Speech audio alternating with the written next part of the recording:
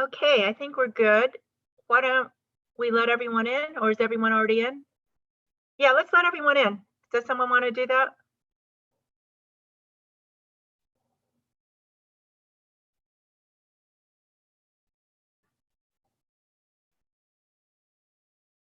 In fact, I will, let's see, there should be.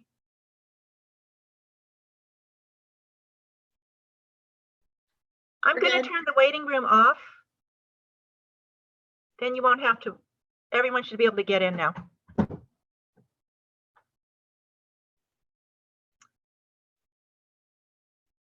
All right, I think we are good here. I'm going to do a mute.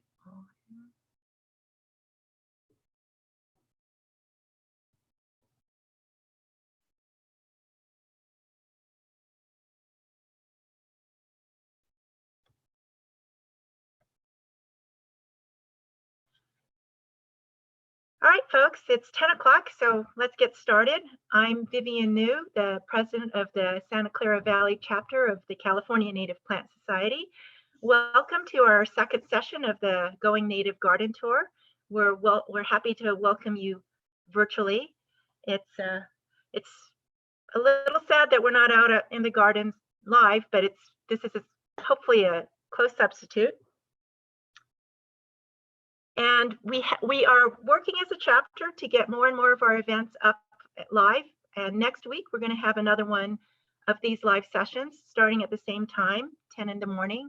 And we'll have even more gardens and more owners and designers to talk with you about their gardens. So I hope you'll be able to join us next week. We also have a program meeting coming up on May 22nd. That's a Friday, which is our normal time to have program meetings, although this one will be our first virtual one. And it's going to be with Dr. Jesse Miller from Stanford. And it's going to be on maintaining California lichen diversity in an era of global change. Now, we are working hard to get more events scheduled, and they weren't in the Blazing Star because they weren't ready at the time we put out the Blazing Star. So if you would like to get notifications as we schedule all those events, please make sure you're on our chapter news list. And if you look at the bottom of the slide, you'll see the address to subscribe to it. You can also go on our website, cnps-scv.org. And if you find a contact page, there's information about subscribing to the news group there. Now, today's schedule, I'm going to be kicking things off with a talk about Calscape and butterfly gardening. And then we have 3 amazing gardens and gardeners to talk to you about them. So the first one will be Steve Rosenthal with his home garden at Fleming Avenue. Then we'll be going to one of the Primrose Way pollinator gardens with Juanita Salisbury. And then finally, we'll be wrapping up with the Berger Native demonstration garden with Rebecca Schoenberger. And now just a little bit of logistics. We welcome questions with all our sessions, but because we do have a large group, we would appreciate if you could type your questions into the chat, whether you're with us through YouTube or on Zoom directly. We have Judy Fenerty monitoring YouTube, and she'll be taking those questions over to our moderator on Zoom, Johanna Kwan, and Johanna will be asking the presenters all the questions that come up in our chat. So please feel free to type. You can type your questions in at any point, and then we'll be asking them at the end of each presentation.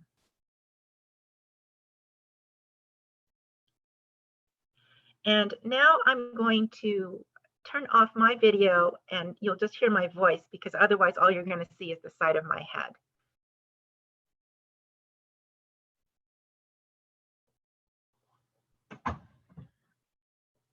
So I am going to be talking about Calscape and butterflies. And first of all, what is Calscape? So if you're not familiar with Calscape, I'll just tell you what I think it is, which is absolutely the best online resource for California native plant gardeners. It really has everything you would ever need to set up your garden, to figure out what to do with your plants. It's just amazing. It's an amazing resource, and it's provided by the state CNPS office. And now, not only does it have information about California native plants, but it also has information about butterflies. Except, hey, we're gardeners. We care about plants. So why the heck do we need butterfly information in a gardening database? And at this point, I am going to channel Doug Tallamy. If you don't know who Doug is, I'll just give you a little rundown.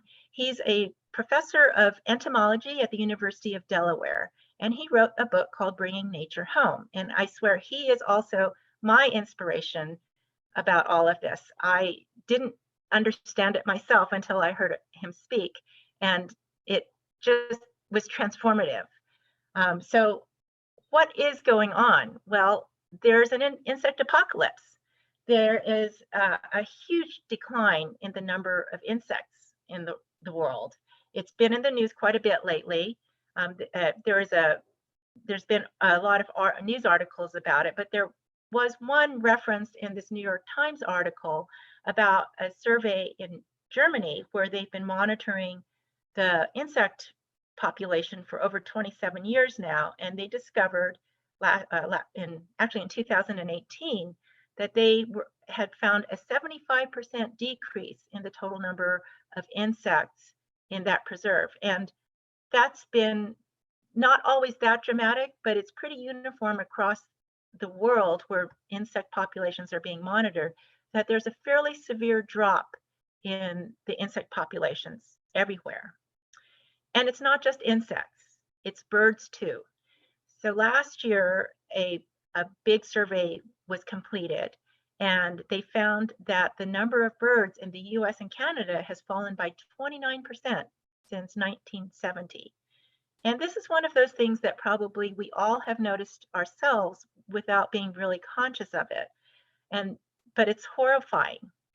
And these two things, insects and birds vanishing, there's definitely a tie-in. And as gardeners, we have an opportunity to help turn this around. And so this is why butterfly information in a gardening database is important. Well, that and butterflies are just gorgeous, and we want them in our gardens. So, but one of the key pieces is this last thing, and that's that caterpillars are specialists. Many of them are specialists, and they can only eat a few plants, and those happen to be the plants that they co-evolved with, because plants don't want to be eaten. They have defenses. Many of them have poisons, or they have all kinds of different strategies to keep themselves from getting eaten. So a caterpillar can sometimes figure out how to get around one plant strategy, but they won't be able to figure out others, which means that it takes years and years and years of evolution for all of this to work together. So when you replace all the native plants with plants from other places, suddenly the caterpillars who are still in the same place are finding these plants with different defenses, and they suddenly have nothing to eat, even though it looks like there's plenty of plants and lots of things for them to eat. They really can't. And that brings us to the birds, right? Baby birds need caterpillars, and caterpillars need native plants. So without caterpillars, there's not as many birds. And of course, this isn't the only problem, but it is a piece of it. And this is where we as gardeners come in. If we understand, what our plant choices, we can help these bird populations and bring the beauty of butterflies into our garden by choosing the right native plants. I highly recommend listening to seeing one of Doug's talks if you have the time. We had him at our Native Horticultural Symposium last year, and we recorded that talk, and the link to it is here at the bottom. So he explains what I just talked about in much better detail, and it's truly inspirational. So I would highly recommend taking a look at that if you have a chance. And just to give you an idea of what you can have if you plant native plants, this is a pot of monkey flower at our nursery, our chapter's nursery in Los Altos Hills. And you can see this, it's covered with caterpillars, and these are variable checker spot caterpillars. And it's amazing because we get the butterflies coming into the nursery, they lay their eggs, and these caterpillars show up and they eat the plants. And the first time we noticed it, some of our volunteers got a little freaked out because they thought the plants were going to get killed, but no, it actually all works. The caterpillars ate what they needed to eat, and when they were done, the plant came back. So it really is a fun thing to watch, and it just shows you that life figures all these things out if we let it. And where do you find all of this? Well, calscape.org. And so now I'm going to switch from the slides over to my live screen and give you a guided tour of how to use Calscape.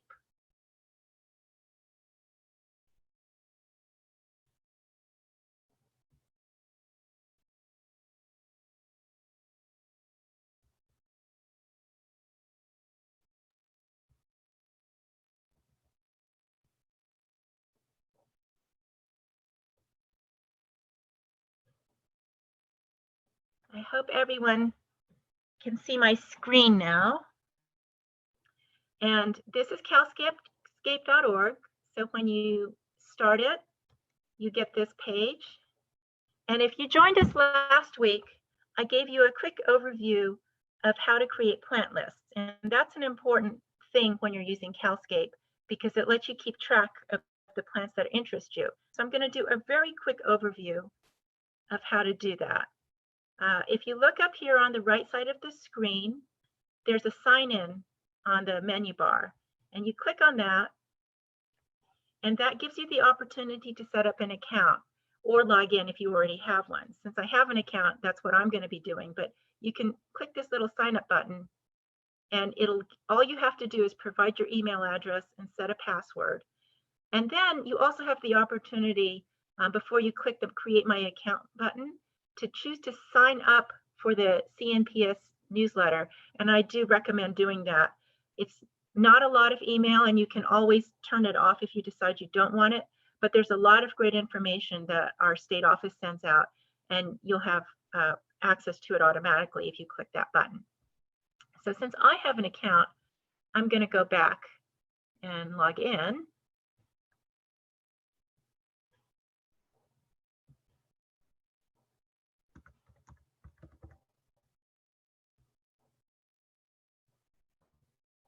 And now just a quick view of what plant lists are. So one of the wonderful things about Calscape is it lets you track what you're doing. When you find things that you like, you have the opportunity to collect that information, that plant, in a plant list. And to give you an idea of how it works, I really love Juanita's gardens, and there are plant lists on the GNGT website. And so I decided I wanted to see what she has in her garden. And I took that plant list and I thought, well, I'd rather be able to look up the plants and sort of actively on Calscape. So I just took a copy of her plant list from the GNGT site and I put it into Calscape. And now I can look at my plants. So all the plants in the Primrose Way garden are here on this list, and that makes it really easy for me to look at them without having to go and type them all in one by one.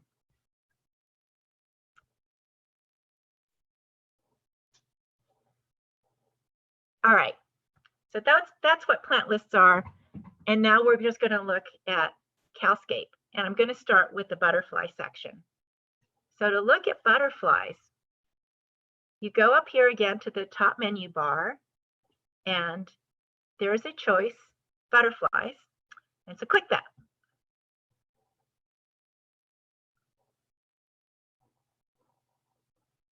And you're going to see that there's a lot of butterfly information in this system. There's over 1,300 different species of butterflies and moths that Calscape knows about. And the wonderful thing about this is that it has host information on all of these butterflies and moths. So that gives you the opportunity to figure out what kinds of plants you might want to plant for a particular butterfly. So I happen to like variable checker spots. I just think they're the coolest butterflies.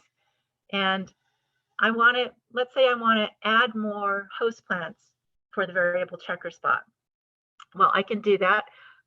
You can actually just click on it here, but I wanted to show you the search.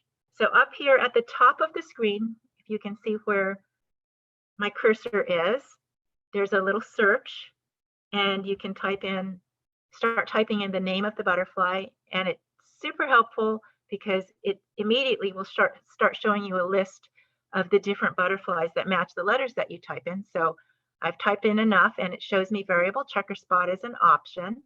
Let me choose that.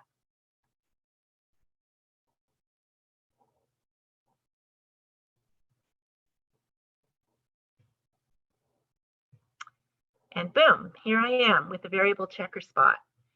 And much like it does with plants, it shows me the range for this butterfly, and you can see it's prevalent here in the Bay Area. Has a lot of great pictures. And the reason this database has so much information is because it's CNPS coordinated with a number of the large national databases, and I think some of them might have even been global, and was able to pull that information in. So there's a lot of really great data behind this. And then you get to see a list of plants that the variable checker spot uses as a host plant, and that's a really big list. However, I would prefer to only put plants in my garden that are found where my garden is in Menlo Park. So let me just put that in.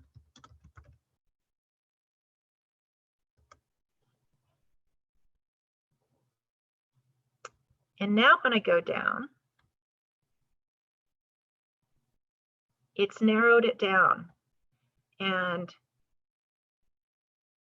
you can see over here, it's no longer showing the entire list of plants for all of California. It's showing me plants that are found natively in the Menlo Park area. So that way, when I pick out plants,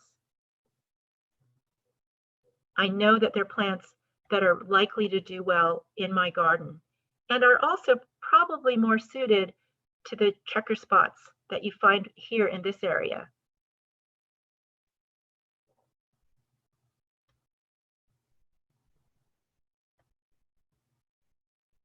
And now I can go and look at those plants. So I love monkey flower. Let's take a look at this one.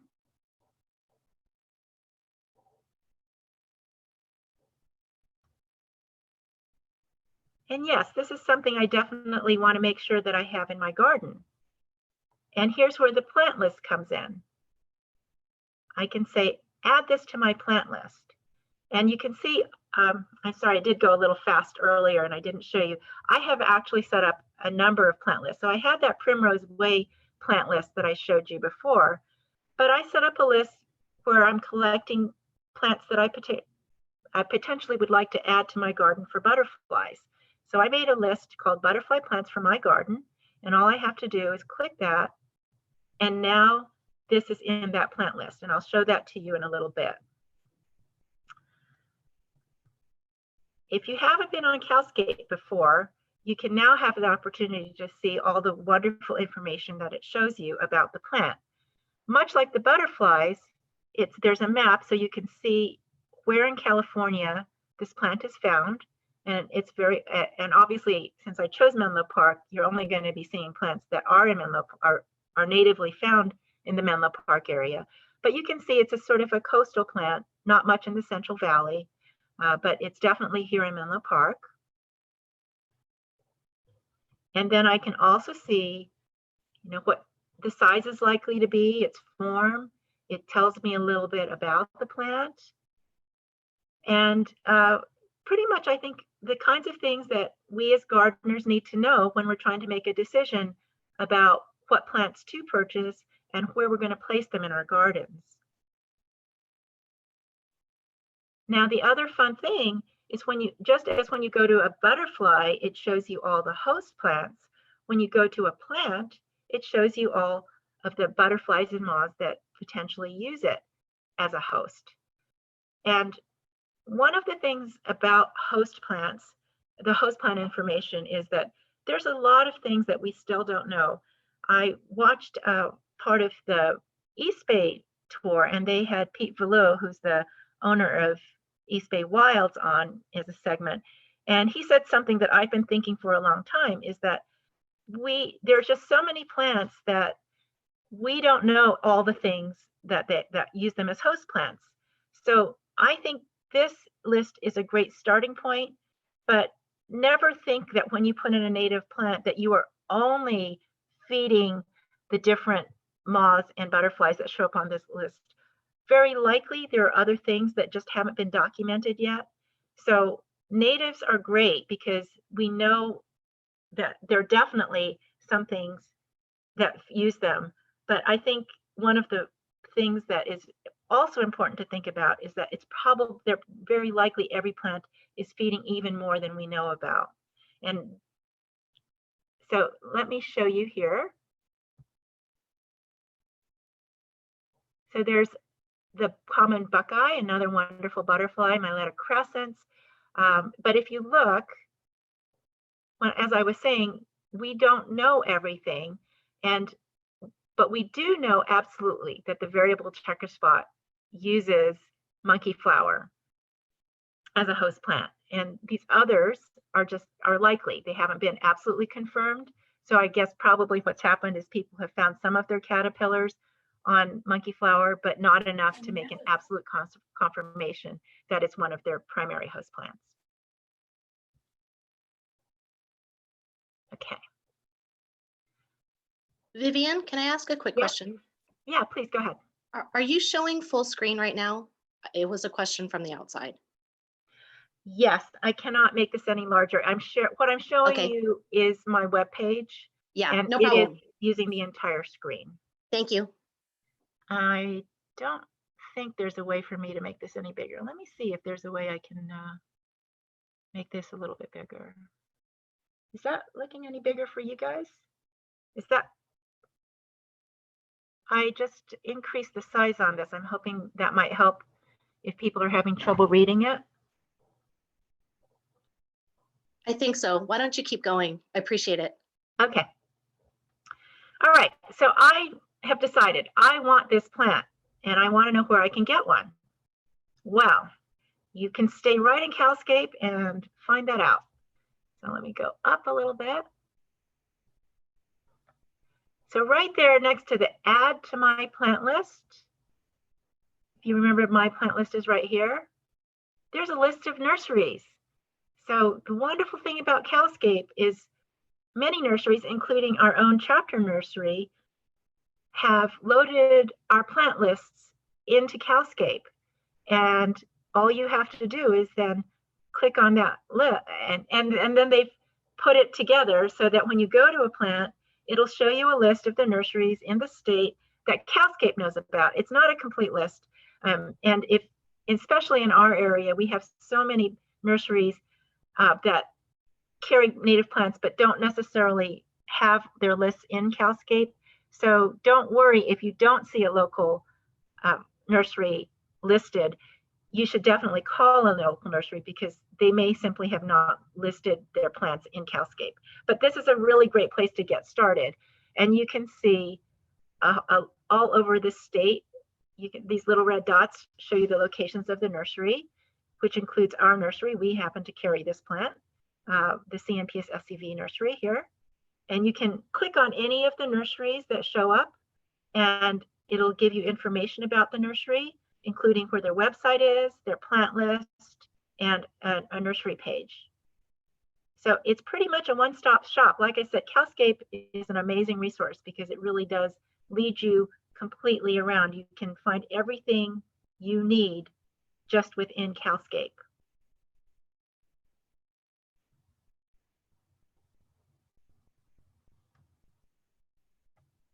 So I hope that gives you an idea of the butterfly portion of Calscape.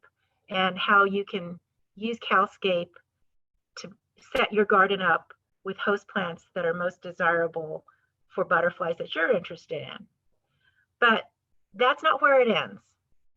Calscape has also thought about groupings of things that people might want to look for in their gardens. So let's say you want a tree. You don't have to go to all of the plants. I mean, if you look at that, that's 8,000 plants. But they've already grouped it so that if you want to look at trees, you can just go to the top, and then there's these different groupings. You can look at the different trees. And once again, if you want to look at trees for a particular location, you can do that. So you can narrow your search.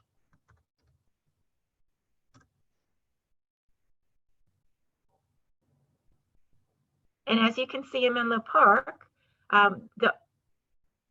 there's 32 trees that are all found natively in this area. But we're talking about butterflies and moths and how we can encourage them in our yards. So when you look at the trees, and actually let me go back a second here. A lot of us are used to seeing plant lists ordered either by well, usually the botanic name, but at least by the common name. And if you look at this list, it's neither of those two things. And so when lists pop up in Calscape, they're always by popularity. And by popularity, that means the trees or not just the trees, but the plants that are looked at the most. But you're not stuck with that. So you have multiple options. If you prefer to see the list in the order of the botanic scientific name, you can choose that. Or if you prefer, you can choose the common name. But hey, we're trying to make good habitat in our yards. So really what we care about is the order of number of butterflies hosted. So let me choose that. And now we're seeing the list in the order of popularity with butterflies and moths. So in Menlo Park, if I'm trying to choose a plant that's going to be a great host plant, I could choose chokecherry, or I could choose the hollyleaf cherry, and those are my top ones. So let me just choose hollyleaf.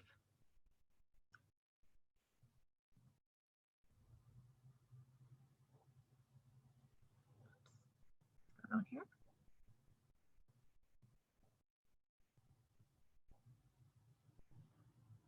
And once again, you can see it's native to this area.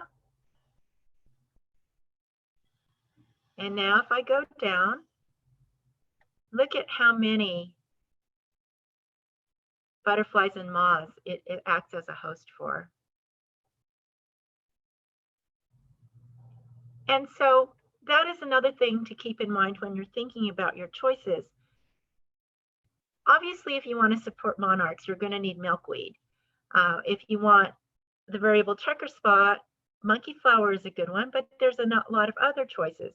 And so the thing is, unless there is one particular butterfly that you know about and you know is likely to show up in your yard if you plant the plant for that butterfly, one of the great ways to make your choice of plants is to actually look at the plants that host the widest number of Lepidoptera, of moths and butterflies, because that way you're casting a wider net and you're providing more options, both for the birds, because they'll have a larger number and a bigger variety of caterpillars. They're not just going to be stuck eating one type of caterpillar. They'll have a wider choice, but also that you're giving more moths and butterflies an opportunity to find a plant that they can eat, their babies can eat. So check this out. When you put in a Prunus ilicifolia, you are supporting a very wide number of moths and butterflies.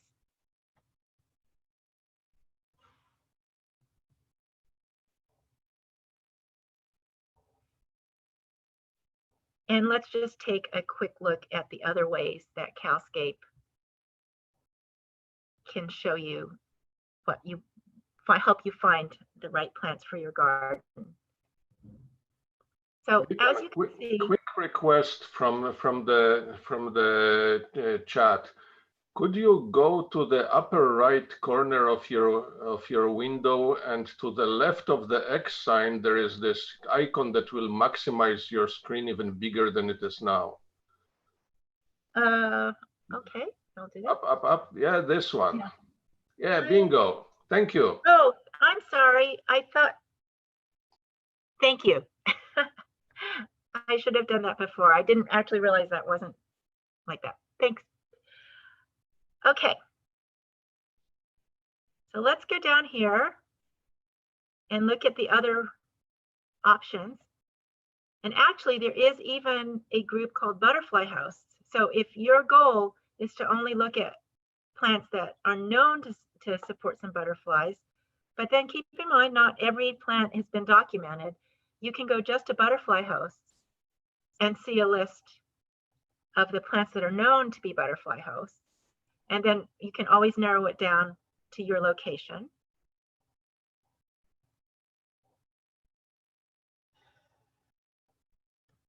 But of course, a lot of us, what we're doing when we're trying to make our plant decisions is filling in a particular part of our yard.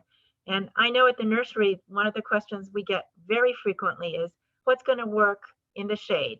What's going to work under an oak? And if you look here, Calscape has thoughtfully come up with those lists for us. And notice it's now remembering that I am in Menlo Park up here. So it's showing me the plants that are natively found in the Menlo Park area. And if I want to look at shade plants, I can do that. So if I'm looking for something for the shady areas of my yard, I don't have to go through all 8,000 some plants in Calscape. I've now narrowed it down to shade-loving plants that grow in Menlo Park.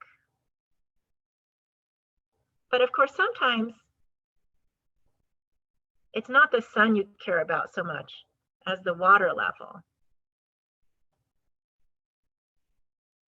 A lot of us don't want to put in much or any supplemental water.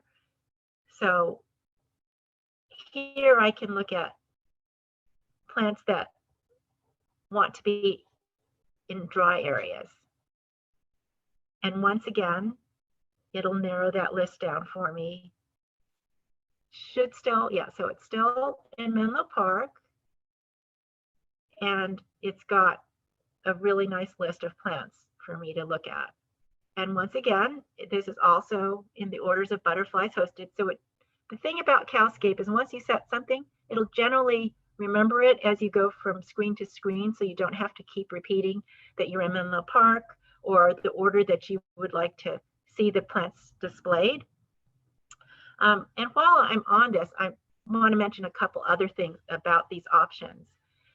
Calscape has all the species of California native plants, but as gardeners, we often also want to grow cultivars, and those would not normally be listed in a botanical database because cultivars are clones and they are generally species or hybrids, so they don't show up in those scientific databases.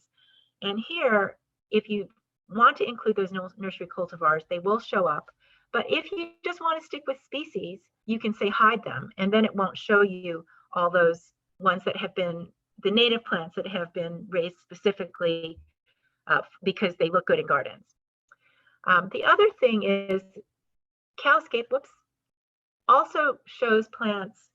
As I said, it has pretty much all California species, and many of them are not ones that can easily be found in nurseries. So if you're looking at a list and you don't want to be frustrated if you see a plant you fall in love with and there's no way to buy it, you can ask Calscape to hide the plants that are not listed in any of the nurseries that it knows about. And then another really useful feature is that on any page and even from your plant list, so you could go to your plant list, you can export that information into a spreadsheet. And you have a couple options there. You can export just basic information, or you can export this detailed look, which includes, I think, almost every field that Calscape has.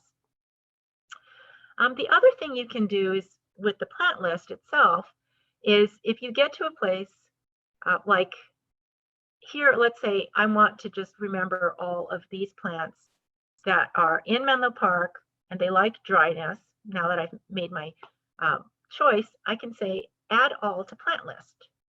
So here, I don't have a plant list that really characterizes this in a good way. So I'm going to say, let me have a new plant list, and I'll say Menlo Park dry plants, and I can save that out.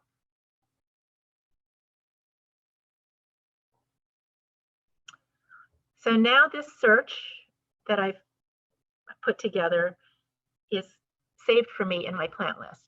And let me just show you that. So there it is now in my list.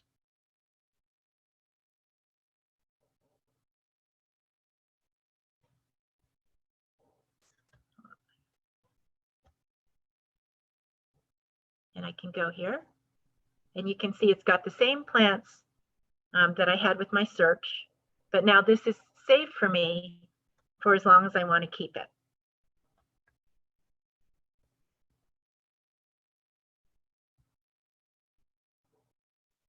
And now I'm back at the top, and let me just go down here. And I just wanted to point out a couple other great categories. I see this question quite a bit about bank stabilization. A lot of us have hills, and we want to find a plant that's going to work on the hill, help keep the soil in place. And folks have actually gone through and figured out some of the plants that are good for that. So you can go to this. So here in Menlo Park, here are some of the plants that would work well if I had an area that I needed to stabilize.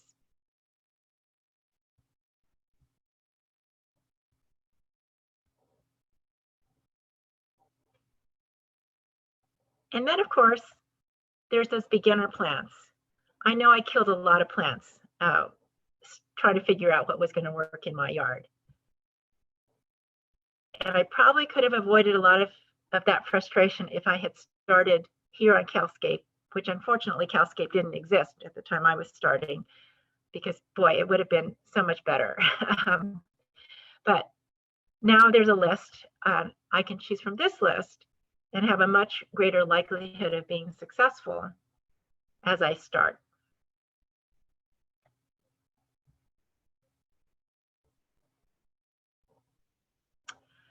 And I think that pretty much covers the things that I was going to talk about today. Are there any questions? Yep, there's a few.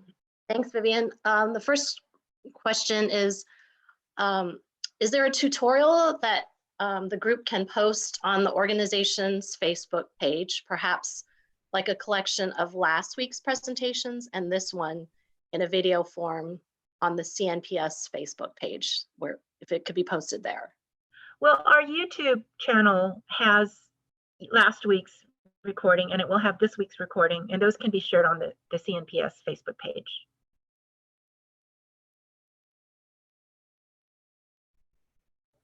I'm getting to the next question. Give me a sec. Mm-hmm. There's a question from Charlene about how much water is needed for a newly planted California coastal native garden with an irrigation system. Oh, that's a good question. And it's not a straightforward answer, because most of all, it depends on where you are. So if you're in San Jose, there's a lot more water involved than, say, for me here in Menlo Park. And it also depends on where you put that plant in your yard. So when I'm putting coastal plants into my garden in Menlo Park, I generally pick places that get some afternoon shade. It's pretty challenging to make coastal plants happy if you plant them in full sun in inland locations, but it can be done. It's just not, the plant doesn't really want to be in full sun in inland areas. And the way you balance that out is in the amount of water. So coastal plants, like in my garden in Menlo Park, where I put them in partial shade, in the summer, I water them like once they're established, about every 2 weeks. When they're getting established, it also depends on when you plant them again. If you plant them just before the start of the rainy season, and you give them a good watering, actually, I want to show everybody something because I just remembered we have this wonderful resource on our website, and I forgot to show it last week, but if you're putting in a new plant, so here I am on the CNPS Santa Clara Valley chapter website. Our gardening page has a list of gardening resources, and I'm going to go to that. And we have a bunch of handouts here. And so I just wanted to point people to Chris's planting method handout. And Chris is the webmaster and the person who's put up all the amazing pictures on gngt.org. And he is a master at planting. And I highly recommend using his methodology if you are putting plants in, especially if you're not putting them in at the beginning of the planting season for native plants, which is right before rainy season. But even then, this is a great system to be successful with your plants and get them established quickly.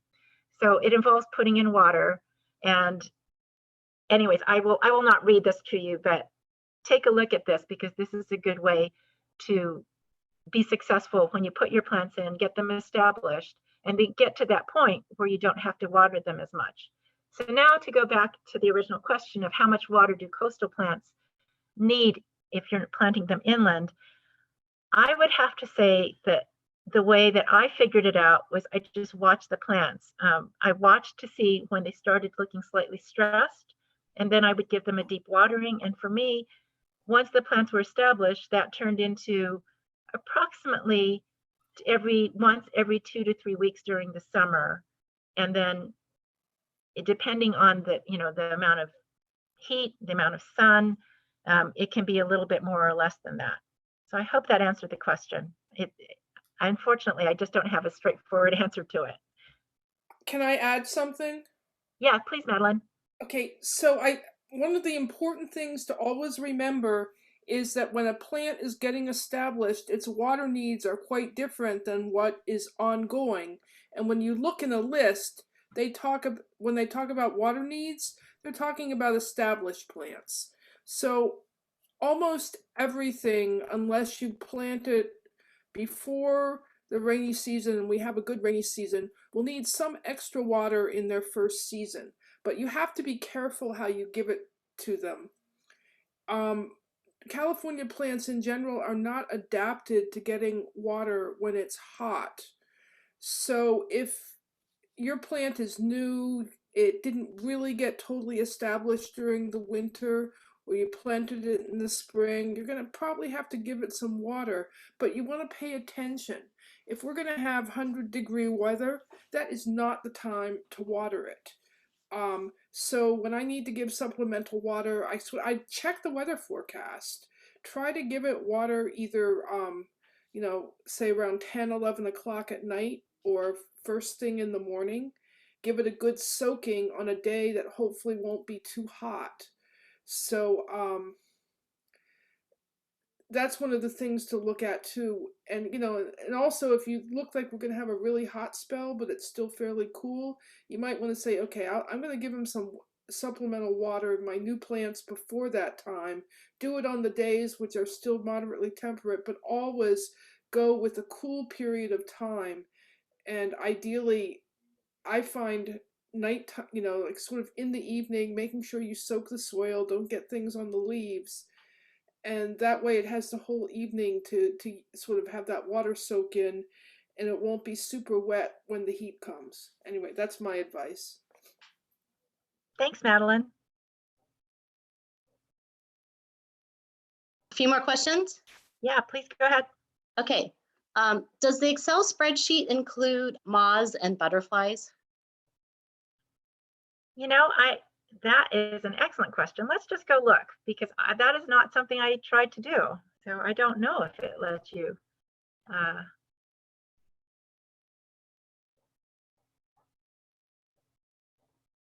It might just let you do it from here. Okay, so it doesn't do that. You know, I'm sorry, I don't have an answer to that question because I haven't looked. I would suggest just trying it yourself. Yeah, and we can follow up separately. Yes. Okay, new question. Great talk. Is there a minimum amount of plants that you need to really attract and support butterflies? So the rule of thumb that I've heard is 4 feet. So a square 4-foot patch. I have found in my garden that with shrubs, you can get away with one large shrub, which may not be a full 4x4. But if you're planting smaller plants, butterflies are attracted to patches. So if you only have one plant, even if it's the butterfly's absolute favorite plant, the butterfly's not likely to find it. And it's because it's a lot of work to get to one plant versus, you know, finding a whole big patch of them. So 4x4.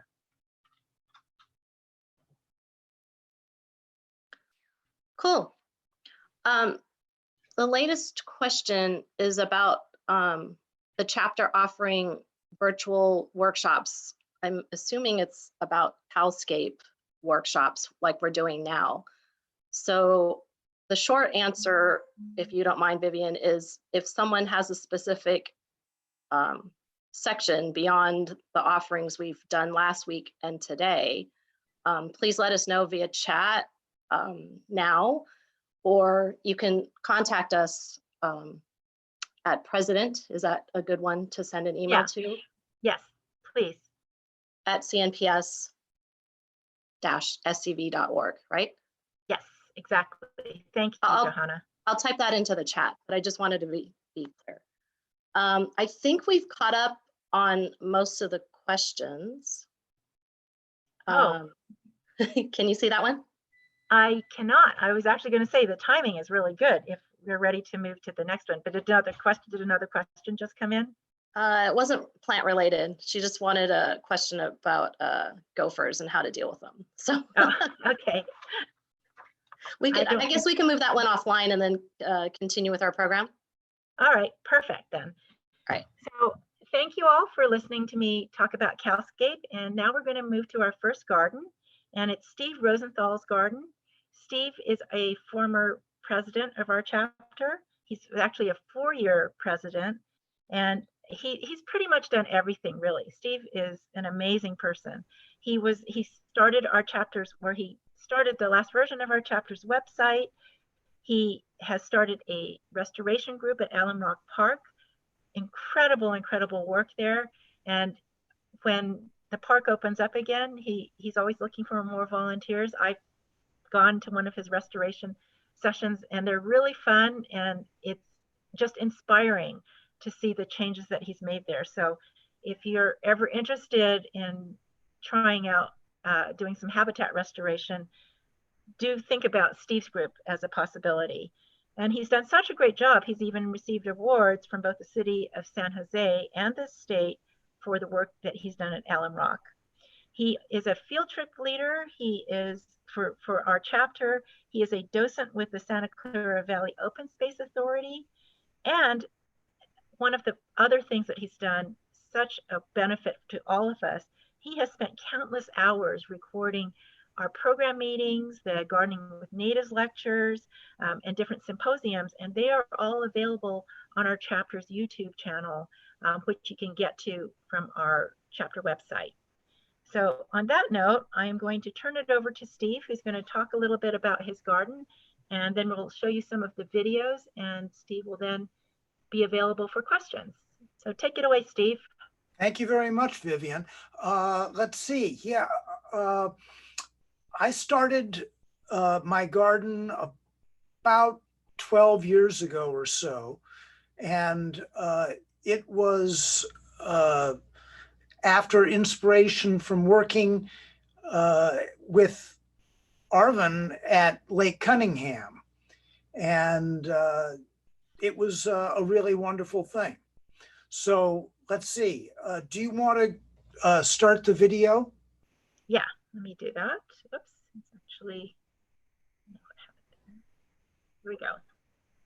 Spring of 2020, and here in Santa Clara County, we'd normally be preparing for the Going Native Garden Tour. Well, this year the coronavirus is upsetting those plans, so here's a digital version. At the front of the house, looking from the sidewalk, is Salvia bees bliss, which is bees bliss sage, Escultia californica, which is California poppy, a Dendromicon hartfordi, which is island bush poppy, and Ceanothus Julia Phelps, small leaf mountain lilac. Next to the bush poppy are several hundred small plants just planted in the fall from seed.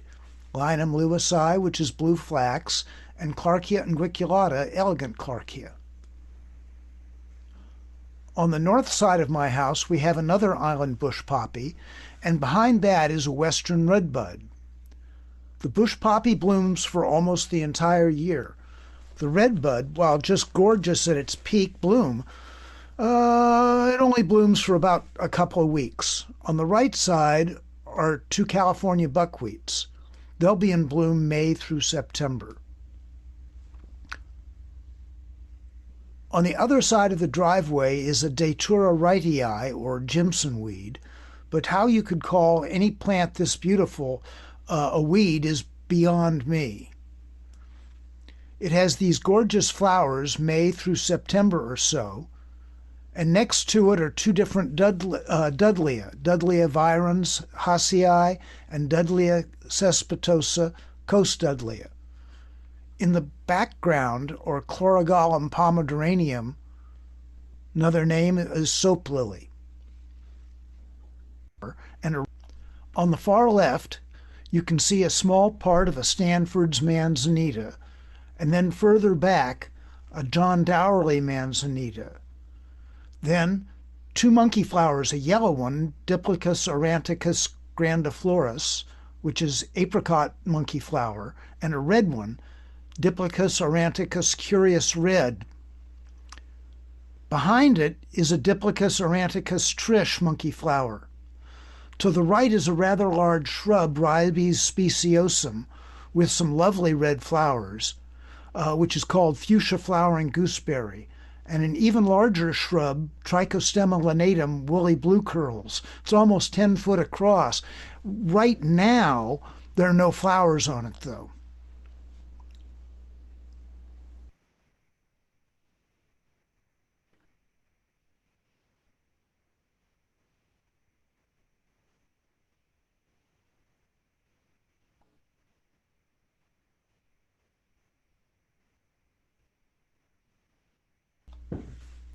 The shrub with yellow flowers in the center here is Peritoma arborea, or bladder pod. I really like the plant because it flowers all year if given a little water, and it's just great for bees. Hummingbirds like it too. The tree is a Sambucus nigra, or blue elderberry. There'll be flowers in a month or so, and then blueberries that birds absolutely love.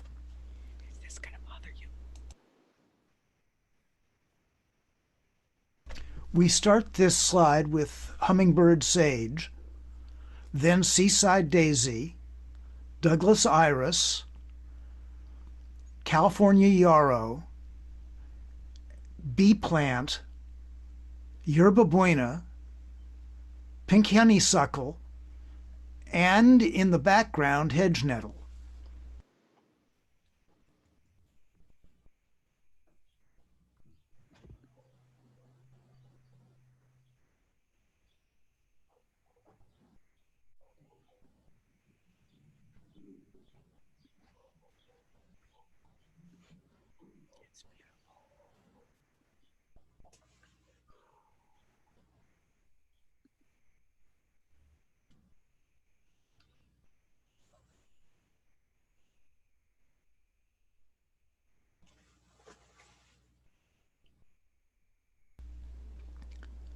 Then wind poppy, and alum root.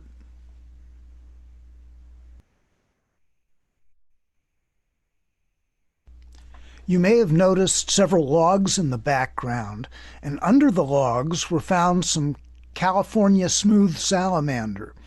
It's really nice to see different kinds of wildlife using the garden.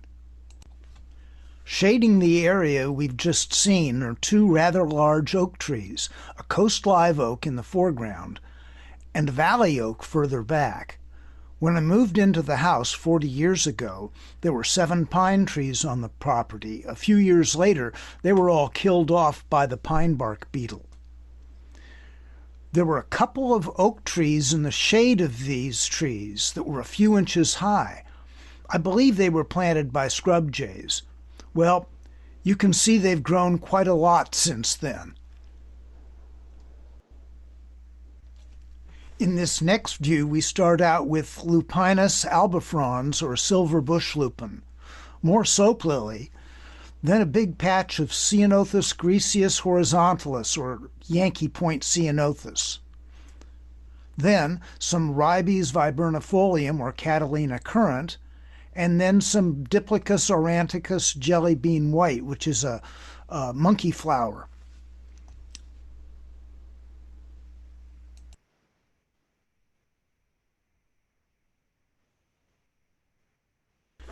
This view in my backyard shows Ribes aureum, golden currant, which is a fast-growing shrub with pretty yellow flowers. In front of it is hedge nettle and California poppies, which you've seen before. Many, if not most, of the plants in the garden have been grown from seed or cuttings. Here's where I start many of those plants. I use rather large containers. These don't dry out so fast. And because I only fill the pots about halfway, the tall sides of the ceramic pots here shade the baby plants. You can see baby manzanita, a desert mallow started from cuttings, and a Phacelia and several Douglas iris that were started from seed.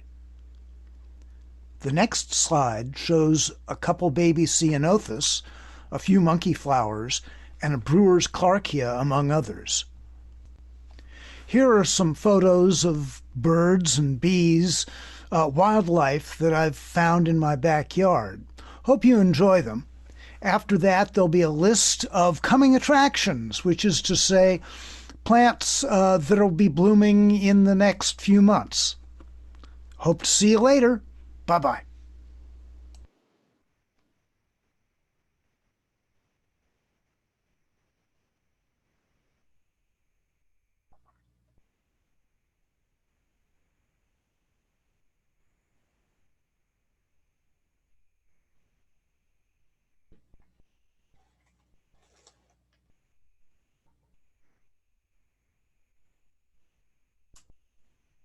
I just realized I forgot in my intro to mention that Steve is an amazing photographer too.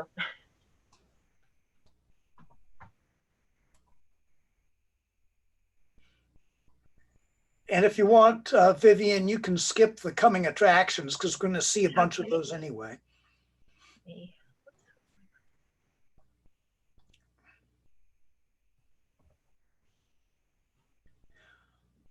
But while we're waiting, you know, when you're selecting plants, one of the neat things that I like to do is to get stuff that's blooming at different times so that there's always interesting stuff in the garden. And so you'll remember in the first shot, there were some little plants that were an inch or two tall, and we'll see what happens to those here in this next video. All right, ready, Steve? I'll start it. I'm ready. Let's go for it.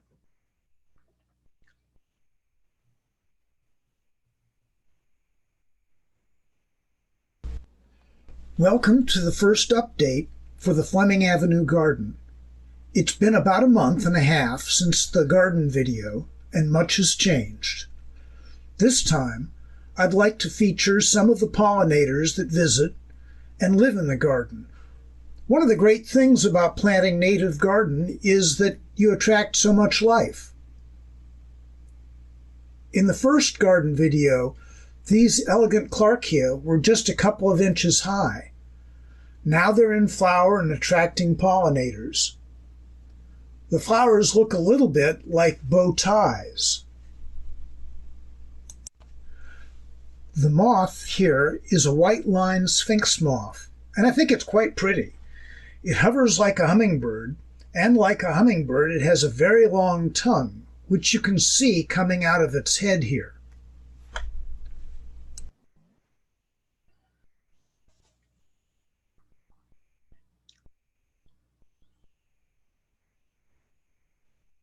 This is a woolly blue curls, one of the prettiest plants that I know of.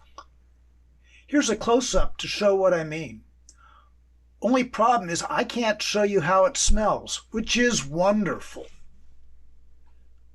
Near the woolly blue curls is a foothill penstemon. You'll sometimes see bees crawling into the trumpet-shaped flowers, which are pretty nice. The blue flowers in the foreground are blue flax. In the background, you'll see some yellow flowers, gumweed. You'll see close-ups in a few seconds. At the end of the pan, the plant in the foreground is California Phacelia, a plant whose flowers grow in helical coils. More later. This is blue flax. Native peoples use the seeds in cooking and the stems of the plant to make rope and string. Gumweed gets its name for the material that protects the immature flowers till they're ready to be pollinated. Bees and butterflies are attracted to gumweed.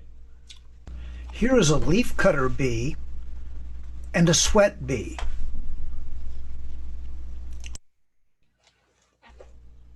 Blue-eyed grass isn't a grass at all. It's an iris.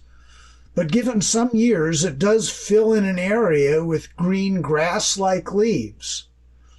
It gets to be 4 or 5 inches tall, and in spring, well, you've never seen grass so pretty. Baby blue eyes is another flower that grows in this part of the garden. Related to baby blue eyes is 5-spot, which you can see here. The other flower is Brewer's Clarkia, a relative of the elegant Clarkia which we saw earlier. These helical coils of the California Phacelia, they attract lots of pollinators, mainly bees. And at the end of the pan across the garden was Bladder Pod. And here are the flowers of the plant. And this is an egg case of a praying mantis. I'm keeping an eye out for when they hatch out. Should be neat. Also in the front yard is Pine Hill Flannelbush.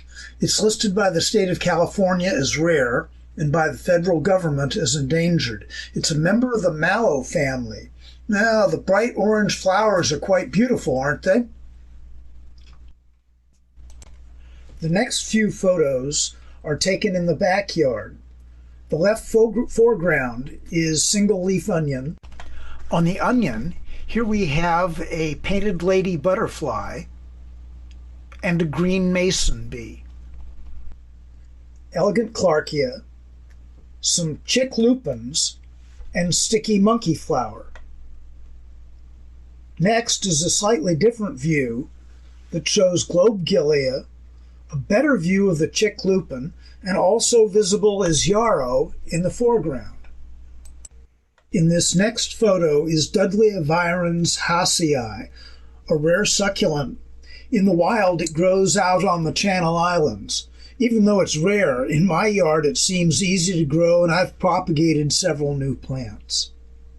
In the background, another plant native to the Channel Islands is the island bush poppy.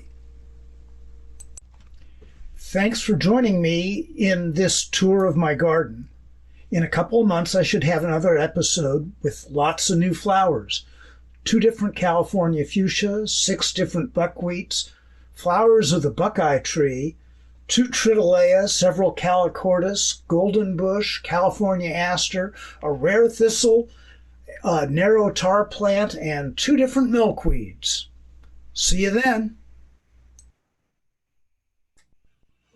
Okay, and do I have any questions? Yes, Steve, actually you do, and you have many fans. You'll have to read all the chats later. Very inspiring images, photos, just a lot of love there. Okay, your first, yeah, go ahead. Oh, I'm sorry. Your first question, what are your tips on germinating ceanothus? Have you had any luck? Okay, so ceanothus shouldn't be too hard to germinate, but I've had some grow underneath my bigger plants, and so I've just taken them out. The way I've grown ceanothus is from cuttings, not seed, and that hasn't been too hard at all. So when you're growing, doing cuttings, I'll sometimes use rooting hormone. And for the ceanothus, I use rooting hormone. And you just need to experiment a little bit. You certainly need a shaded area so that the plant doesn't dry out too much. And of course, it helps to be rooting them in the cool times of the year as opposed to, June or July. That would be a mistake.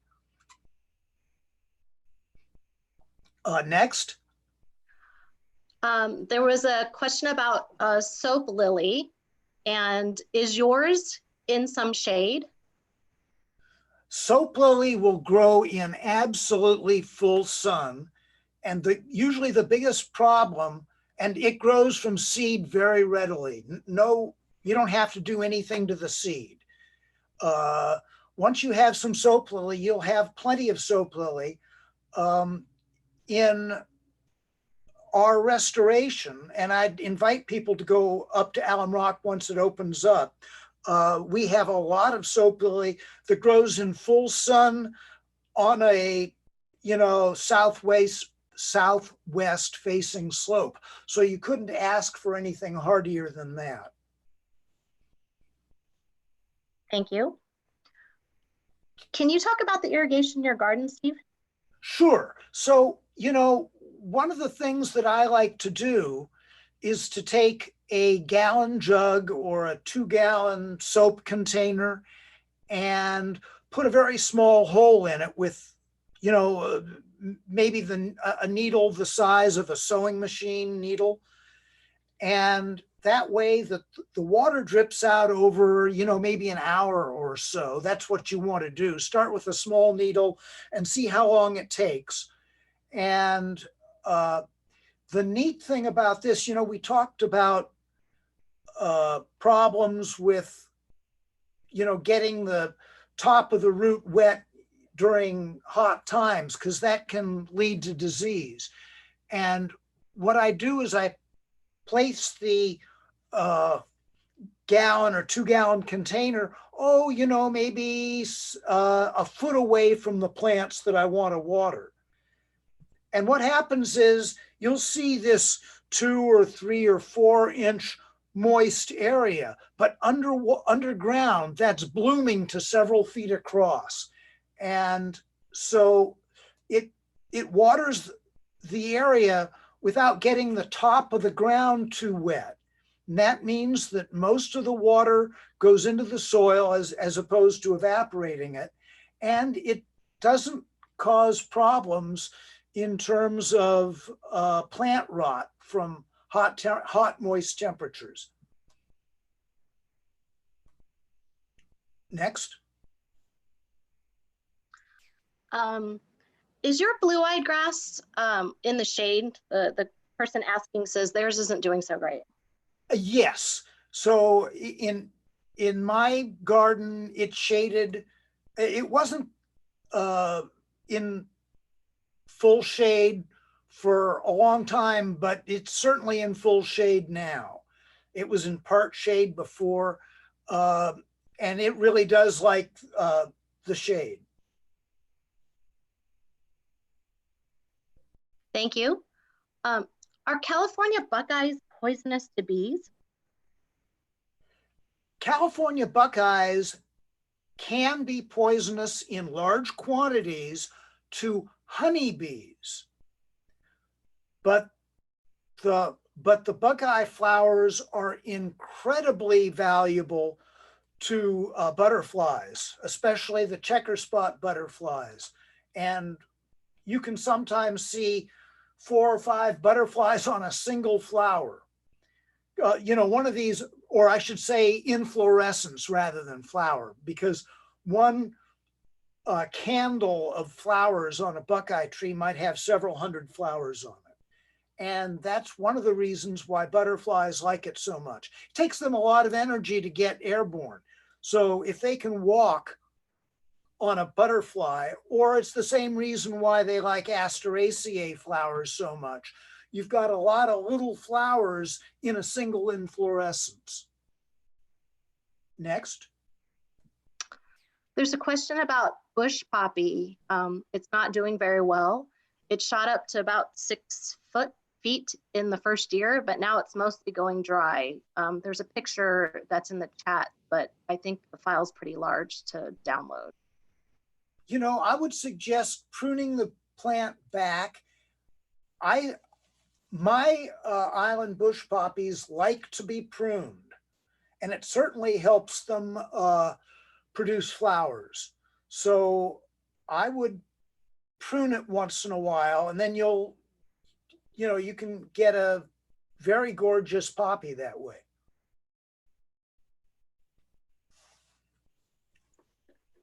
I think we've caught up on most of the questions. If anyone has a question, they should enter it into our chat. Once again, our speaker currently answering questions is Stephen Rosenthal. One question just popped up. Here we go. How often do you water low water use plants when you're establishing them, especially in the summer? Was that especially in the summer?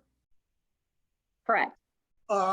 Probably maybe once every 2 weeks or so, or every week if it seems to need the plant. And like we heard earlier, it makes a lot of sense to plant them or to water them in the evening or early morning before it gets too hot. Next question. By the way, go ahead. Does anybody know what the flowers of Yerba Buena look like? So Yerba Buena is a mint, and the flowers are these tiny, tiny, tiny little white jobs. And I've been watching bumblebees, which are big bees, sucking nectar out of Yerba Buena flowers, which are tiny, tiny little flowers. And it's one of the really wonderful things about a native garden is it's really easy to do science in your garden. You go and you observe things, and then you want to know more. You want to understand what's happening here. And for me, it's one of the most wonderful byproducts of planting a native low water use garden. And one of the things that you can do is you can take pictures. You can upload the pictures to iNaturalist. iNaturalist will help you ID, insects and stuff, or you could go to bugguide.net, which is another neat resource. And they do really well in terms of identifying insects. And once you have the names of the insects, then you can go and you can go to online resources and learn more about those insects. And, there's no end to the amount of stuff that you can learn about nature this way.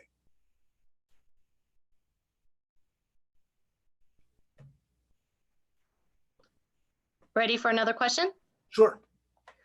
When growing flowers and milkweed for butterflies from seeds, is it too late in the year right now to start them from seed indoors and then transplant them outside? I'd wait until, okay, so if you're, I'd probably wait until August or so, grow them indoors, and you know, by the time they're a month old or so, it will have cooled down, and you can start either bringing them outside or moving them into more sun. But that's just me. By the way, you know, I've started growing succulents indoors in little bits of peat moss, and the Dudleya seeds are almost microscopic, but they grow really easily. There was a Gardening with Natives section, I think it was last year, where they taught us about growing Dudleya from seed. And, you know, it's pretty intensive, but in terms of the amount of time you're going to spend and all of that, but it's rewarding and it's really interesting. You know, you see a seed the size of a speck of dust, and it grows into a robust plant. I think that's a wonderful thing.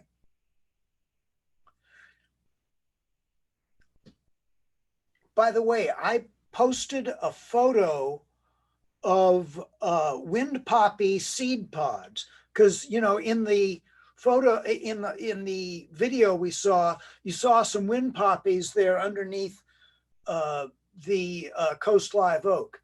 And yeah, it's a plant that likes shade. But now the wind poppy is in seed, and I guess most of you guys know what California poppy seed pods look like, which are long and narrow, and they, when the seed is ready, the pods dry out, and there's this, it's called explosive dehiscence, and it can shoot seeds 20, 30 feet. The wind poppy is totally different. It has ports in the outside of the pod, and the ports open up when the seed is ripe, and they just sort of fall out. And the seed is much smaller than poppy seed. So I'm going to try growing wind poppy this coming year, and I've been harvesting the seed from my garden just today, as a matter of fact.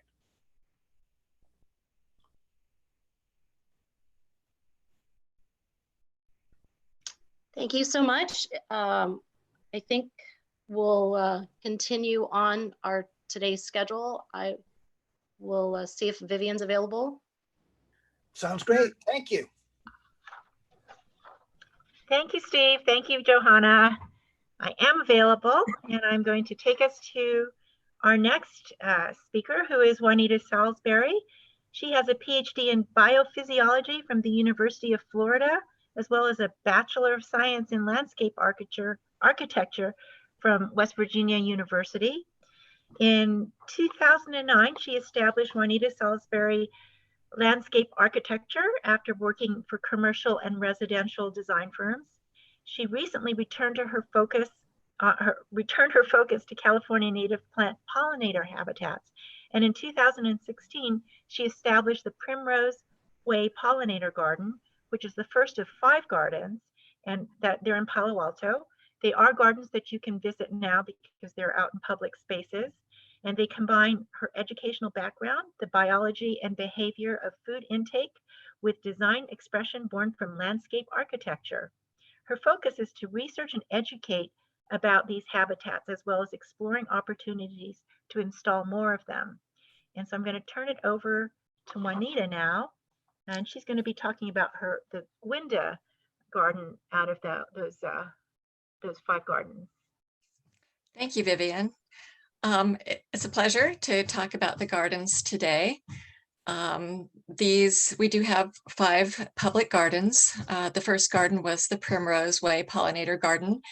And from that garden, the city of Palo Alto, which is great to work with, asked us if we wanted to do another small garden, and we said yes. And I had my eye on several other places in town, and through a series of grants and a partnership with the city, we were able to establish another garden, the Island Drive Garden, and then this next garden, the Gwenda garden, was garden number 4. And then back in December, we actually planted our 5th garden, the Hopkins Avenue Garden. So about a little over 10,000 square feet of native plant habitat in Palo Alto, which is a great thing for people to get to if they can't get to nature.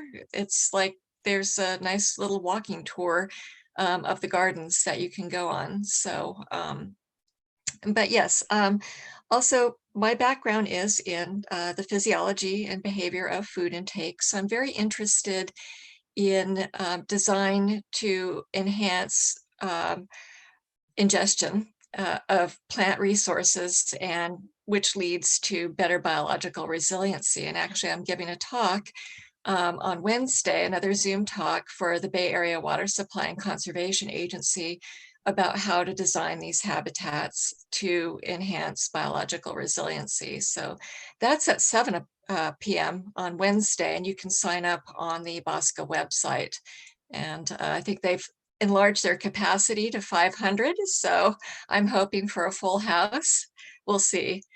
And yes, so this is the Gwenda Street Pollinator Garden that I filmed about a couple of weeks ago. So do you want to go ahead and play that?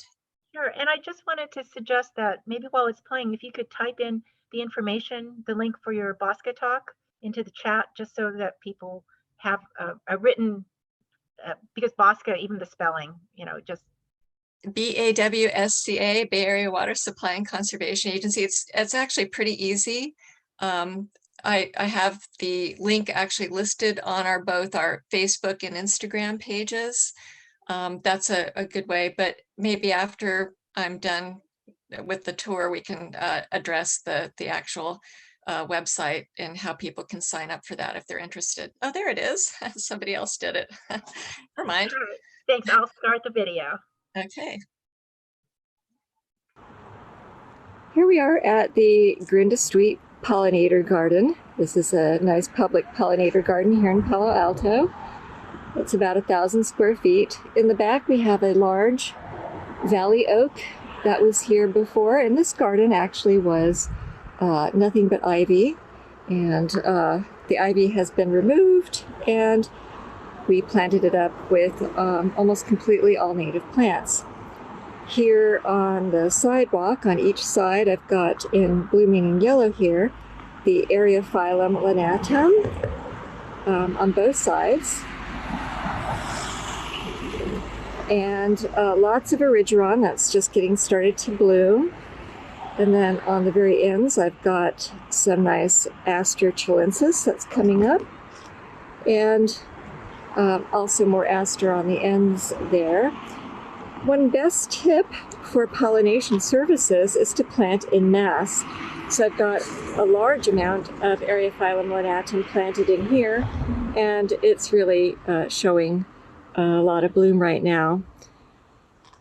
On the other side here, I've got more asters, and then I've layered in other plants. We've got some milkweed here, some Monardella villosa, Russian River, a dwarf variety of asters. Let's just enter the garden now. It's a little weedy, a little bit of ivy coming up, not too bad considering no one's been out here for a couple of weeks to do any maintenance. So here, more of the dwarf aster. So this one doesn't get very tall, which is nice. And then we have Baccharis pileolaris, pigeon point, which is a nice low-growing variety as well. And then I've got some Wyethia angustifolia. Get down close and take a look at that. And there are 3 of those. There's one right over there and one there.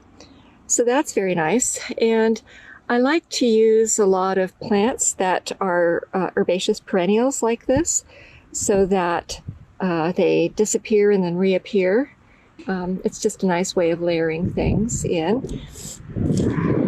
As we continue around here, so there's the Eriophyllum linatum in there, and then a large patch of the Monardella villosa, and walking through the garden now, I've got a nice lupin. Lupin's great to have in a garden. They don't last very long, but they're wonderful nectar sources. This is a beautiful yellow blooming one. And then I've got the Phacelia Californica coming up all through here. Phacelia is one of those great nectar and pollen plants. Bees just love it. And it's very easy to maintain. Here I've got some Jasneria, and this was a freebie. I don't actually remember what it was, but it just also decided to come up. And then we have a huge patch of the Artemisia Californica, which is a great habitat plant. I'm going to walk through here, back out to the sidewalk, just to show you. I've got a little bit of Acmispon glaber, otherwise known as deerweed, planted in there. When that blooms out, it'll be completely covered with bees, but really loving the Phacelia Californica right now. It's just looking pretty magnificent. Okay, so let's take a look and see what this looks like as you're approaching it from the sidewalk here. So it's I like to do things that are symmetrical in nature, especially as you're going through pathways. I think it's just adds a nice sense of balance, and these are nice low-growing plants that make everything look nice and continuous. When I designed this garden, I laid out the pathways first, and then I have my basic plants that I like to use in gardens and laid those out. And there's here's another mass planted. You can see there's a little ivy coming up, but not bad considering this patch used to be ivy for decades.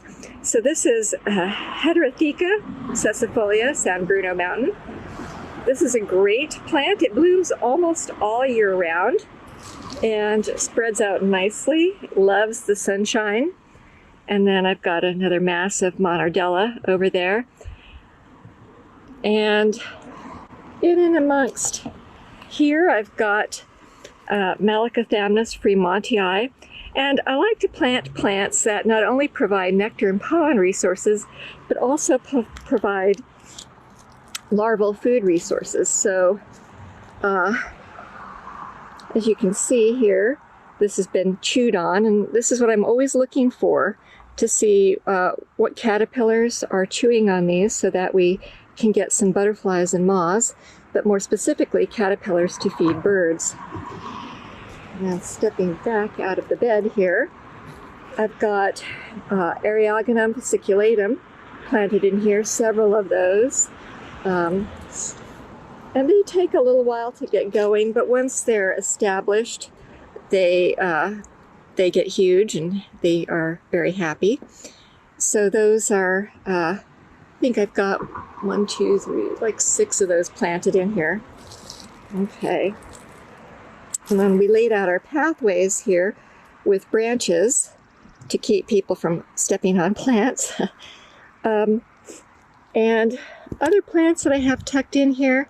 So we've got these redbuds. They are not the western redbud, but they are the eastern redbud, the forest pansy. We needed to replace the trees that were in here. There were some dead cherry trees. So those got planted, and they're actually quite pretty with the purple foliage. There are 3 of those planted in. And underplanted in those, one of my absolute favorite plants for fragrance and just plethora of blooms is Verbena lilacina de la Mina. This plant blooms its head off and can get quite large, as you can see, just completely covered in blossoms. Really, really puts on a show. And we've got 5 of these planted. Really provides a lot of nectar and pollen resources. Very attractive for pollinators.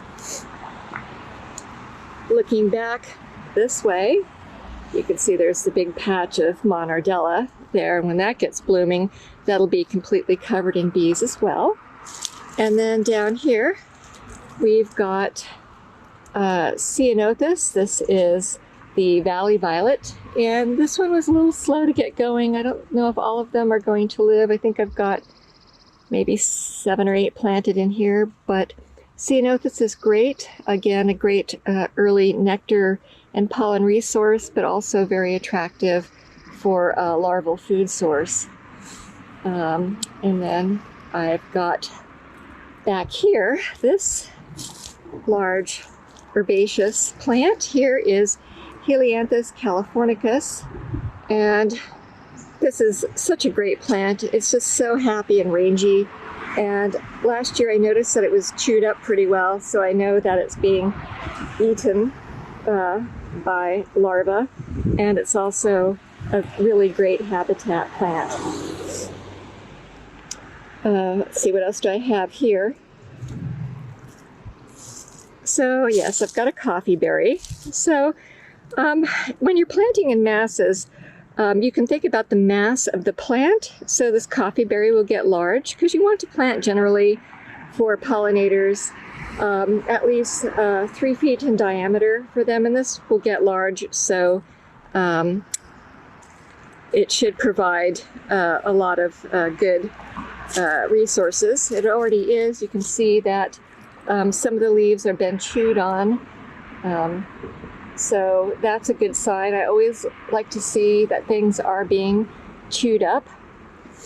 And then, even though this is not local, this is Venegesia carpecioides, or the canyon sunflower, supposed to grow in shady canyons, but it really, really seems to like it here at the Gwenda Street Garden. And then this, the Irrigation Californica. I've seen this in chaparral growing a number of times, and I was able to pick up a few of these at Central Coast Wilds recently. They had a few of those. So those are good. And then if we continue walking on here,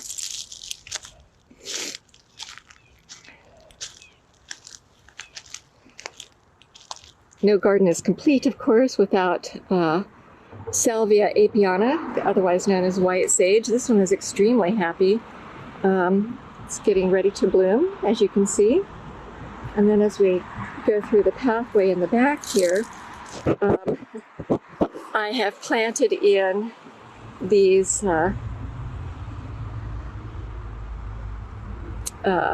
toyons.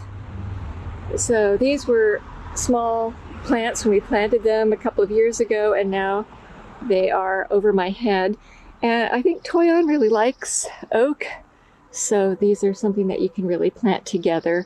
The Heteromelias arbutifolia, getting ready to bloom, as you can see.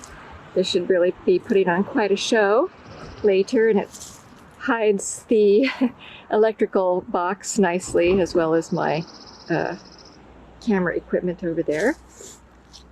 And then I've also planted in, tucked in, as you would, another Ceanothus. I'm not exactly sure which one this is.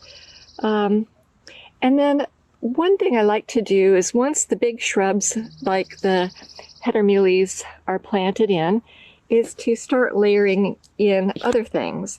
Like this one here is Trelea laxa. These are bulbs. And bulbs are easy to layer in. They actually like it nice and dry during the summer, so really a perfect choice for a public native garden. in the back here, I try to put this plant into every garden. This is a wonderful plant. This is Scrophularia californica. And I basically let this do what it wants. I have this in almost all of my gardens. Great larval food source as well as a nectar source for pollinators. So looking back this way, we've got yet another Salvia apiana, and then Arctostaphylos, Howard McMinn, planted through here. 3 of those, these will get large. And then underneath of those, I've got planted some Camassia quamash, the otherwise known as Indian potatoes. We'll see how those do. They're actually starting to come up, it looks like. Okay, Arctostaphylos. This is a variety called Howard McMinn, and every garden should have Arctostaphylos of some kind that's local. It provides so many larval resources for insects, early blooming, so provides nectar resources and pollen resources for bumblebees, which in our area come out in, well, some of them don't really even seem to hibernate. The black-tailed bumblebee that we have here, as well as the yellow-faced bumblebee. Coming back through the pathway here, I've got another Salvia apiana, and then more heteromelias over here. And then interplanted with that, I have the Scrophularia californica pushing on through. I again have more of the Monardella villosa, and then I've planted in here more of the Camassia. Hopefully those will start appearing soon. Oh wait, no, there's one coming up. So yes, the Camassia is starting to come up here and there, so I'm very pleased to see that. And it smells very minty over here. Like I said, a few weeds in the pathways, and there's the irrigation controllers and whatnot, so pretty easy access to those things. A nice view of just how nicely grown in everything is. And then back this way, I've circled this electrical box with heteromelias and more of the Scrophularia californica, a great plant. Really love this thing. It's so attractive to pollinators. And then I've just tucked in a few of the mimulus here. There's one tucked in there. And then this is Stachys albens. I'm guessing that it's a tasty plant for some moth pollinators. And I like this plant a lot. It's very pretty. It's got these really soft, felty leaves, so just really nice to touch, and seems to be fairly well behaved so far. And we don't irrigate it underneath the oak tree, of course. So tucked in to the Scrophularia, there's another mimulus there. And you can see that the heteromelias also provides some meals to various larvae. And then coming around this side, we have, yes, mimulus. This variety is called jellybean. And that's pretty much it for the Gwenda garden. It's a nice little place to kind of reconnect with nature, and really doesn't require a whole lot of work. Although I'm looking forward to spending more time out here pulling out some of the more egregious ivy. But that's it for the Gwenda Street Garden.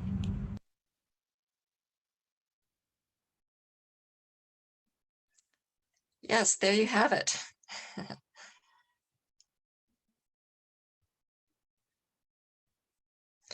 So I'm curious if anybody has questions about that. I saw some pop up. So if Vivian wants to let me know what's the first one?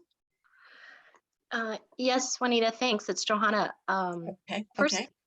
The first question for now is how do you irrigate? How does irrigation get to these public areas? Luckily, these had existing spray irrigation, although the irrigation here was broken. So part of the partnership with the city meant that they repaired it for us, which was really nice. And this garden actually, because it's still being established, gets water about once a week for 15 minutes at 3 o'clock in the morning once a week. So that garden is good. And that one actually we installed 2 years ago. And the plants have just exploded in terms of growth. The size is just, they're just enormous. The heteromelies especially were about 2 feet tall when we first planted them, and now they're like 6 feet tall, and that's just in 2 years. So I see a question popping up. So I like to do spray rather than drip irrigation. I think spray irrigation for natives just looks more like rain. But you know, we looked at the Calscape website earlier, and there's a nice section on how plants share water underground. And those are some techniques that can also be used. Larger things like oaks and things pull water up from the ground table and then spread water laterally through their more surface roots and can spread the water to other plants, which is why I think the heteromelies are doing so well. In addition to getting watered once a week. Thanks. A new question. Someone just planted Verbena lilacina, pardon me for pronouncing it wrong, dilamina, a few weeks ago. The leaves look a little reddish and dry. Are they watering it too much, or what can they do? What I've noticed is that this plant responds nicely to irrigation, but you can, I mean, it also likes dry conditions as well. I had some growing in my backyard that I dug up, pruned back, and planted in the front yard and didn't water them at all. And they're still alive several years later. I would just prune off the dry stuff that doesn't look attractive. This plant, for the most part for us, has done very well. It can be kind of a thug if it gets a lot of water.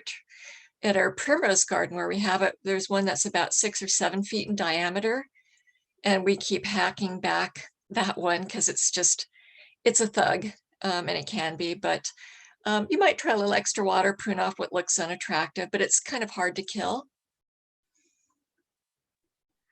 Good to know. Another few on irrigation. Do you think drip irrigation is better than spray? And then the follow-up to that is, are all your plants low water or a combination of? So as I mentioned, I prefer spray to drip. And so I have a couple of technical reasons why I like spray irrigation better, is because I can see when it works. Drip irrigation, when the drip hoses are not, especially if you go with the ones that are perforated, you can't always see them. And little drip emitters can get eaten by squirrels, and you know, it's just kind of a mess. In my own home garden, I've completely turned off the irrigation and I water things by hand. And I do that because I like to do a lot of observation to see what is on the plants. It just helps me save water. Plus the squirrels have pretty much destroyed my own home irrigation, the drip stuff anyway. So I do have a little spray left that hasn't been destroyed either by me with a shovel or by the squirrels. And I use that occasionally, but mostly it's by hand. And it's a small garden at home, so I can manage that. But the larger gardens, I would say there's a combination certainly in the different going on to low and high water use plants. There's a combination because the gardens are very different. So like at the Island Drive garden, there's a very large tree in the middle of it that casts a lot of shade on one side, and that is the cooler, moister side of the garden. versus the sunnier side. So in the sunnier side, we have things like penstemon and ceanothus and arctostaphylos that don't like a lot of water, but like it hot and dry. And then on the shady side, we have things like ribes, for example, that like it in the shade, and some other things like that. So it seems, you just have to look at your microclimate and decide, what's going to be appropriate. But for the most part, I would say things are pretty low water use. Thank you. Someone wants to know the common name of the velvety plant near the oak tree. They were very amazing. Yes. So the non-native version of that is lamb's ear. So it's the same family. It's the Stachys and the Stachys albans. Yes, I'm a big fan of Stachys. It does spread by runners, so I'm hoping it doesn't turn into a thug. But it's a beautiful plant. I actually purchased that one at East Bay Wilds. A little plug there for Pete Vayu. Again, a nice plant, nice to touch. So I don't know if that one has a particular common name. I tend not to use common names just because they're not precise. So next question. Okay, here we go. You mentioned every garden should have a Salvia apiana. Why do you like it for native gardens? Won't it grow too large if it's in a good place? Yes, it can grow too large. They can, if they're really happy, they can become gigantic, but they also can be pruned. I like this plant because the flowers are amazingly attractive to bumblebees and other pollinators, but it also provides really good places for insects to hide. I've observed many times that the leaves have been pulled together like a little blanket around larvae, because larvae like to hide from other insects and birds. So it's a game of hide and seek. And so this plant provides a really handy way for insects to hide and gives them maybe a little bit of an advantage. And I just love the way it smells. So it's just really a beautiful plant. Nice. Next question. Did you know what kind of soil this area had before planting? If yes, what kind? And lastly, did you amend the soil? So this particular garden, we did not amend the soil at all. The city did pay to remove the ivy that was there, thank God. And they provided us with mulch, which I like it initially. I like to let it just get eaten by soil organisms. And then I don't mulch after that, except for maybe the pathways. I like to leave bare soil for ground nesting bees to nest in. But really with native plants, you don't have to amend the soil, and soil amendments can leach nitrogen down into the water table, which finds its way out to the bay and causes problems. So I'm looking for like the easiest things to do since I have so many square feet to take care of. So plants have to show me that they're willing to live with what I can provide, which is not very much.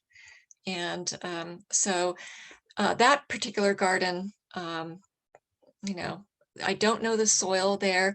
Now at the Primrose garden, our first garden, it was a lawn beforehand, and the city would go out and maintain that by aerating, fertilizing, mowing. And so the soil at that particular garden, after we removed the lawn, it was very much like sandy loam. It was beautiful soil.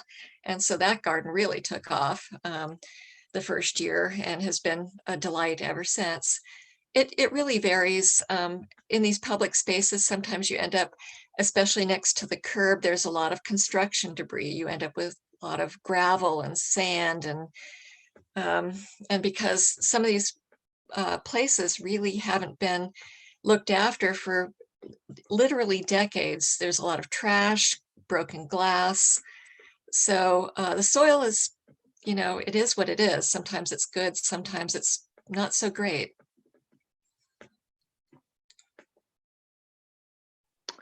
Okay. There's a question about Ceanothus beginning to have some yellow leaves. Any ideas on why?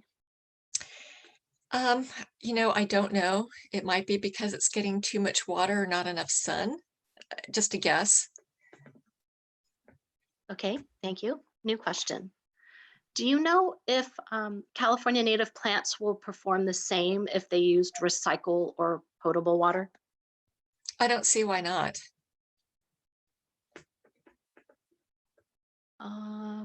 I think this has been answered, but I'm going to ask you anyway. What's the full botanical name of the stackies? Stachys albans.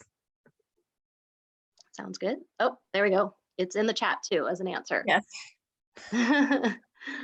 Thanks to Arvin. Yes, exactly. Kudos to that. Just a quick reminder to viewers that all the plant lists with the common names for all our gardens, including the current one that we're talking about. This particular one is the Primrose Way Pollinator Garden at the GNGT.org website. Okay. Oh, how about we take a few more questions? We have time, Vivian? I think we're actually running a little bit over at this point. Oh. So how about one more question and then we'll move on, and maybe we can try to get some of the questions in chat. Or I have one quick comment, if I may. Please. Regarding the yellowing Ceanothus leaves. At this time of year, it is pretty normal to have some of them go yellow and drop off. As long as you don't see it over the entire plant, it's not a big problem. But some drop at this time. The Ceanothus start shedding leaves because they need to prepare for the summer, so they don't evaporate too much water through the entire leaf mass. Right. Yes. Yeah. With the evergreen plants, what that means is that evergreen doesn't mean you lose all your leaves all at once. You lose a little bit, and then unlike deciduous plants where you lose all the leaves. So that's absolutely correct. Again, you can follow me on Facebook or Instagram. I do a lot of macro photography because I like to keep track of the organisms that are using the gardens. That's the main reason why I plant them. One other thing too, in terms of something easy that everybody can do, is install blackout fabric in your windows so that at night you don't have light transmission to the outside, which kills off about 30% of the insects at night that are nocturnal. Super easy, doesn't require doing any gardening things, but I would like to see Palo Alto and the whole county get as dark as possible at night, and that will really help our nocturnal invertebrates as well.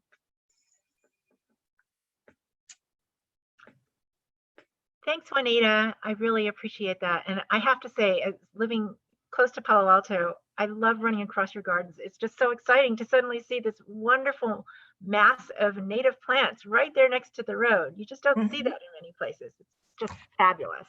You know, and in many towns, you have these little leftover places, traffic islands, frontage road strips, and really in a town like this or a county like this, it's square footage that is not cheap. So why are we wasting it?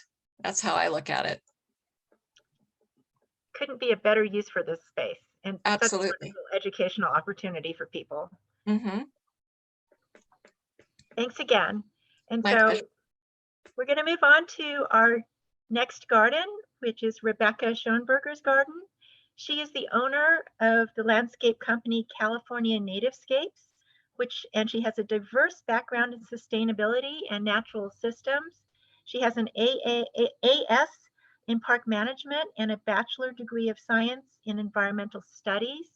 She has extensive knowledge of native plants, including selecting which plants will thrive in specific locations.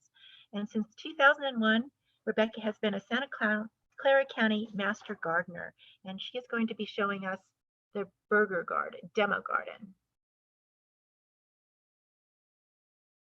Rebecca? Yes. Do you want to say a few words before we start the video? Sure. So this is one of the Santa Clara County Master Gardener demonstration gardens. This one, I designed it based on UC Davis at the Arboretum has what they call Arboretum All-Stars. And this garden is designed with the California native All-Stars mostly. Over the years, we've added more and continue to create our own list of All-Stars now. Okay, before I start the video, I just wanted to share one thing with everybody.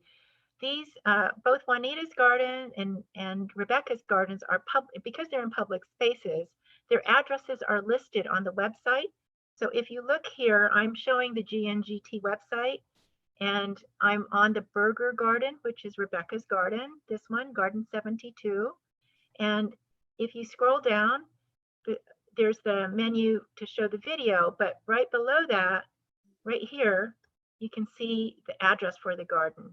So you can go and look at it right now if you're not in San Mateo County. San Mateo County, it's probably a little bit beyond our 10-mile limit. But for those of you who are fortunate enough to live in Santa Clara or somewhere else that's reasonably close, you could go look at this garden.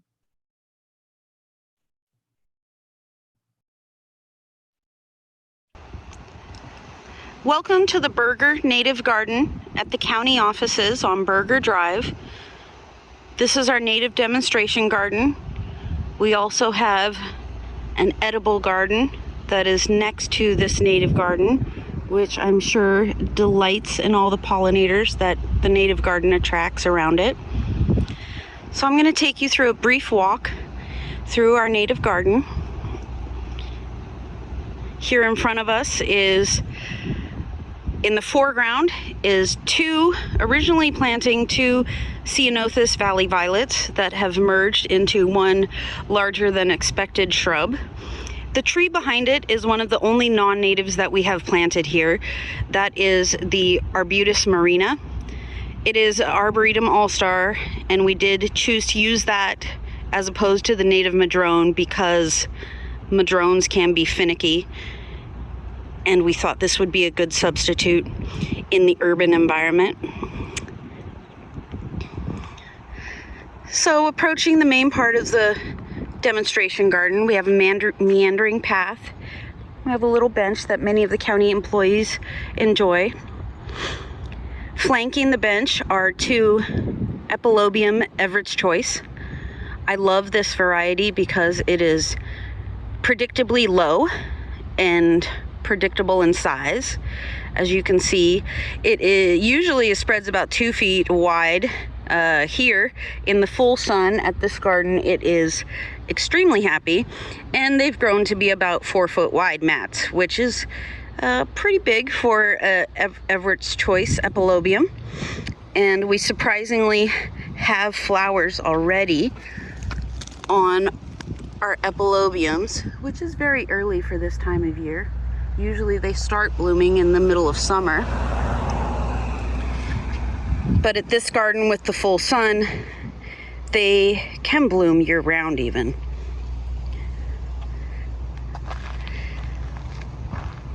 The bright yellow in front of you is Eriogonum umbulatum Shasta sulfur. Next to that, on the right, the pink flowers are Eriogonum grande rubescens, or rosy buckwheat. And then behind that, this spray of almost non-stop blooms is one of our native mallows, Abutilon palmeri. This is a desert mallow, so it's a little out of its natural environment, but being the full sun of this garden, it is thriving. And the leaves of this plant are very soft, like velvet, which could be a nice toilet paper alternative.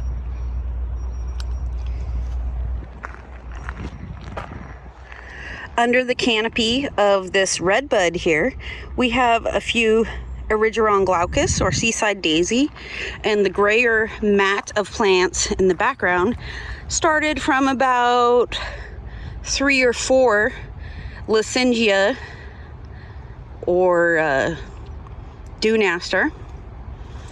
Those are just starting to push flowers now. Here's a couple flowers that are just starting.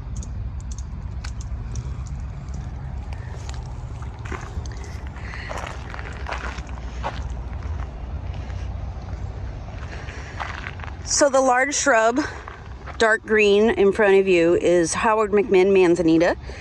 This one with the white flowers in front of it is Carpenteria Californica Elizabeth. This is a nicer, more compact variety than straight Californica, Carpenteria Californica that is. We had one here before and it lasted a couple years and then died out. So such is life in the garden.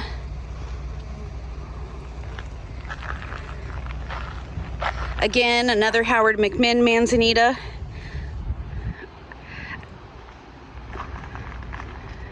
Sulfur buckwheat in the foreground. And this lower growing manzanita here is just starting to bloom. And this is a Carmel creeper variety. So it's pretty low, no more than 2 feet tall at its largest. And then around the sign, we have the flowers of the giant buckwheat, or St. Catherine's lace, or Eriogonum giganteum, starting to push flowers. These flowers will be full by the summer, and then by the end of summer, they will dry, start to go a little rusty, and then all those seed heads will be food for the birds. And then over here, we have a large mass of Salvia bee's bliss. This large mass started from 3 or 4 plants originally. So you can see, giving plants space for their full potential will do half of the garden work for you. By choosing a plant that likes full sun, has a broad spread, we were able to cover this mound very quickly. In a couple years, it was almost full. And the Salvia bee's bliss has mostly flowered. And let's see, I could find a little flower left here, but it's mostly done flowering and now has these drier seed heads. And the longer we leave those old flower heads on, that will be year-round bird seed and habitat. At the top of the mound is a medium-sized ceanothus. I believe it's Joyce Coulter. And behind that is the giant buckwheat. And behind that is a valley oak that we got to plant last year. We got donated this valley oak from somebody who had it perhaps planted by the squirrels in a pot, and then the oak clearly wanted out of a pot. And so we found a place for it. And anytime we can plant an oak tree, we love to, because that is thinking beyond ourselves and thinking for the next couple hundred years and for future generations to come. Over on this side, we have another redbud. Behind that, a toyon, and behind that, an elderberry. We'll walk around the side so you can see it all.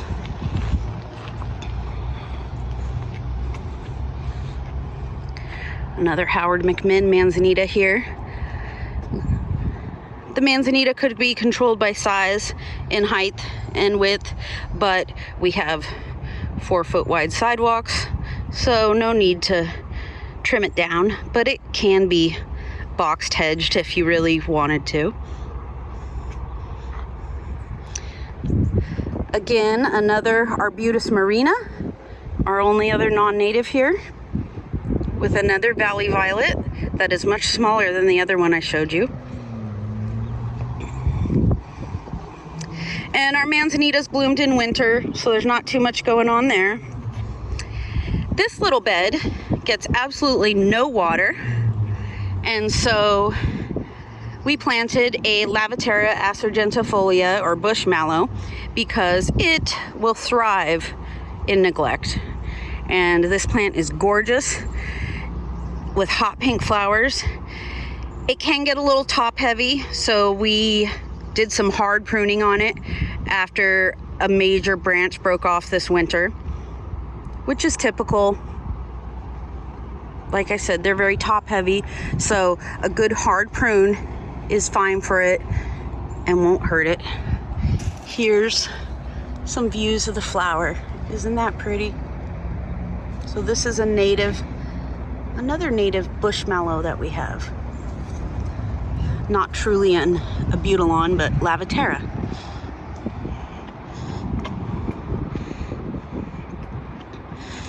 And again, this bed gets absolutely no water, so it's got to be super tough plants out here.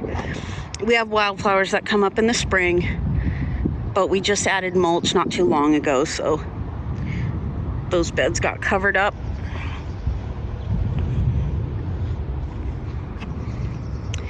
Again, more Epilobium, Everett's Choice, starting to bloom now. And I've mentioned Howard McMinn manzanita, but we have a couple other varieties here.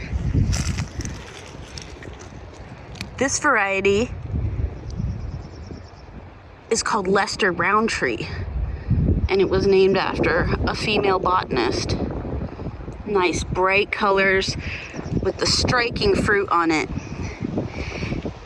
Manzanita means little apple in Spanish. So here you can see the little apples that manzanita is named after.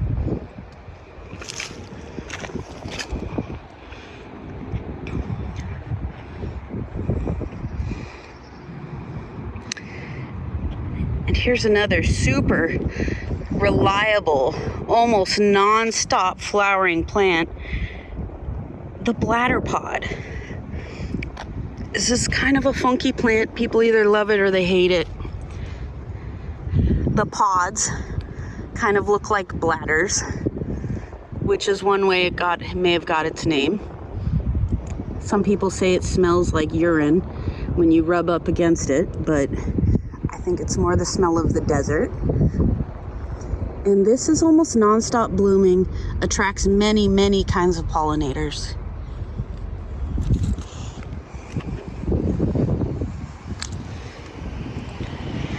Another redbud. This one behaves completely differently than the other one. It has much larger leaves, much more open in appearance than the other one.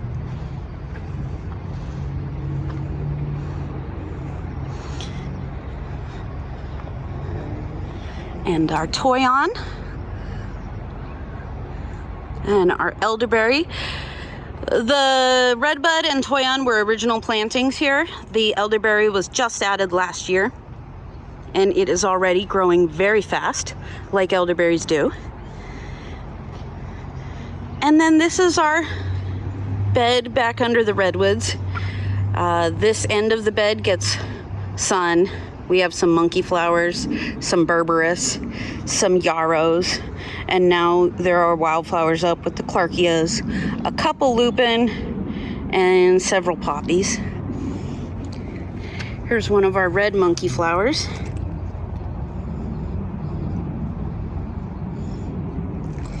And then here's one of our red yarrows.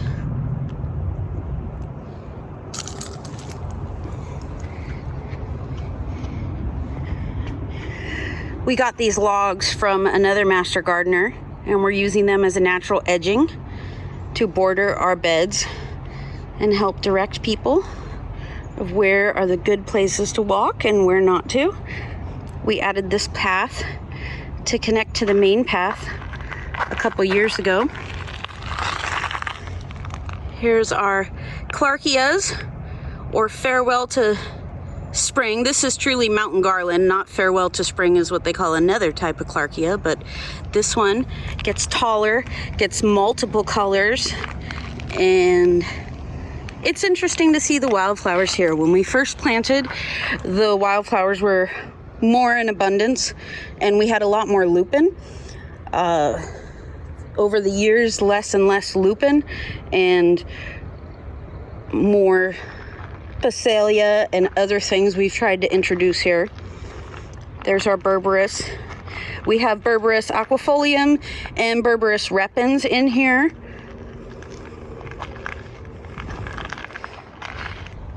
And this year, with the funky weather that we had, with heavy rains early in the winter and then a February with no rain at all, our wildflowers were really short this year.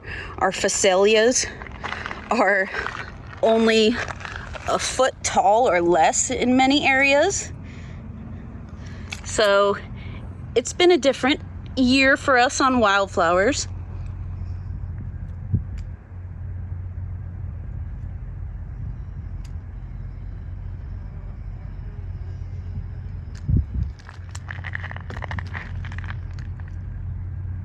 Trying to find a good one to show you. And then of course I find one with a weed next to it. Get that out of there. So there's Phacelia tansicifolia, or tansy leaf Phacelia. The bees love it.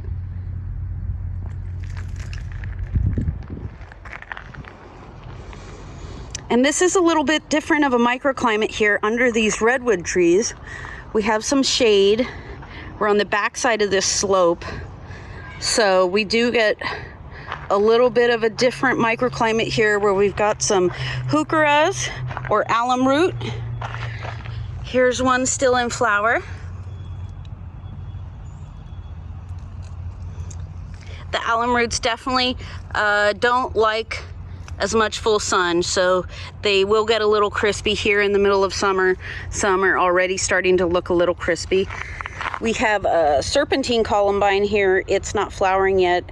The nice thing about the Serpentine is it will start flowering in summer, whereas most Columbines are spring flowering.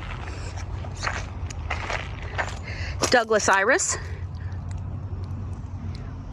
are a reliable spring bloomer. The iris grow in a clump and they'll be dividable, and we'll spread them more around. We also have Salvia spathacea or hummingbird sage. This sage has a hot pink flower. It draws lots of pollinators, gives a nice texture in the garden. And when you rub the leaf, it is fragrant.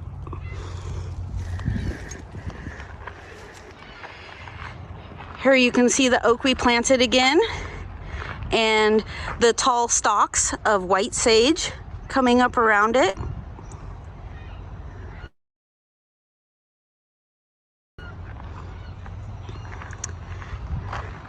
We have a couple toyon on the mound over here. These are naturally self-seeded, so we're gonna let those grow because anything that seeds itself is pretty strong usually.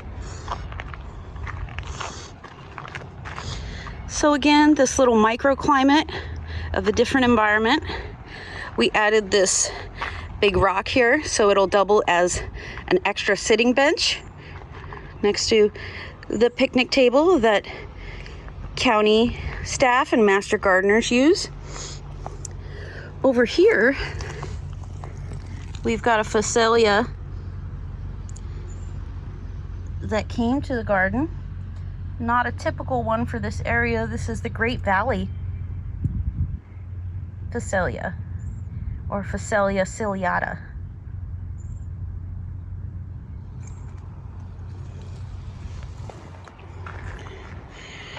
And then in the shady microclimate under this redwood, we have a few miner's lettuce still, but most burned off pretty early with that dry February that we had.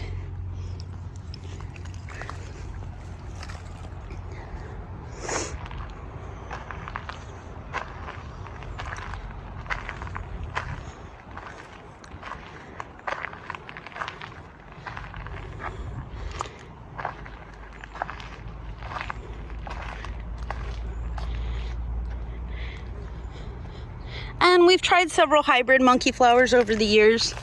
This is the truly native sticky monkey flower. And at the end of the year, I usually get lots of comments of that dead plant. But look at how beautiful that dead plant looks now. So a lot of our native plants will seasonally go dormant, save their energy when it gets really hot as a survival method. And that's one, especially the sticky monkey flower does.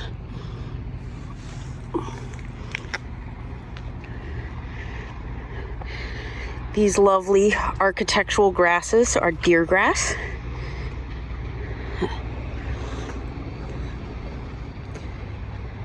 We originally had California fescue in this area. All the fescue died over time, and the deer grass has been much more successful. So we've continued to replace with new deer grass as the California fescue have faded out in this area. And now we're back to the bench again. We have lots of yarrow here, several hybrids, but this is the native. Wild kind is the straight white Achillea millefolium. Much of it has self-seeded around the garden, and the pollinators love it. Any of these big flat umbel type flowers will be a resting place for pollinators to land on and eat. You can see this one here is covered in little carpet beetles. And obviously, carpet beetles don't just like carpet. They like yarrow a lot.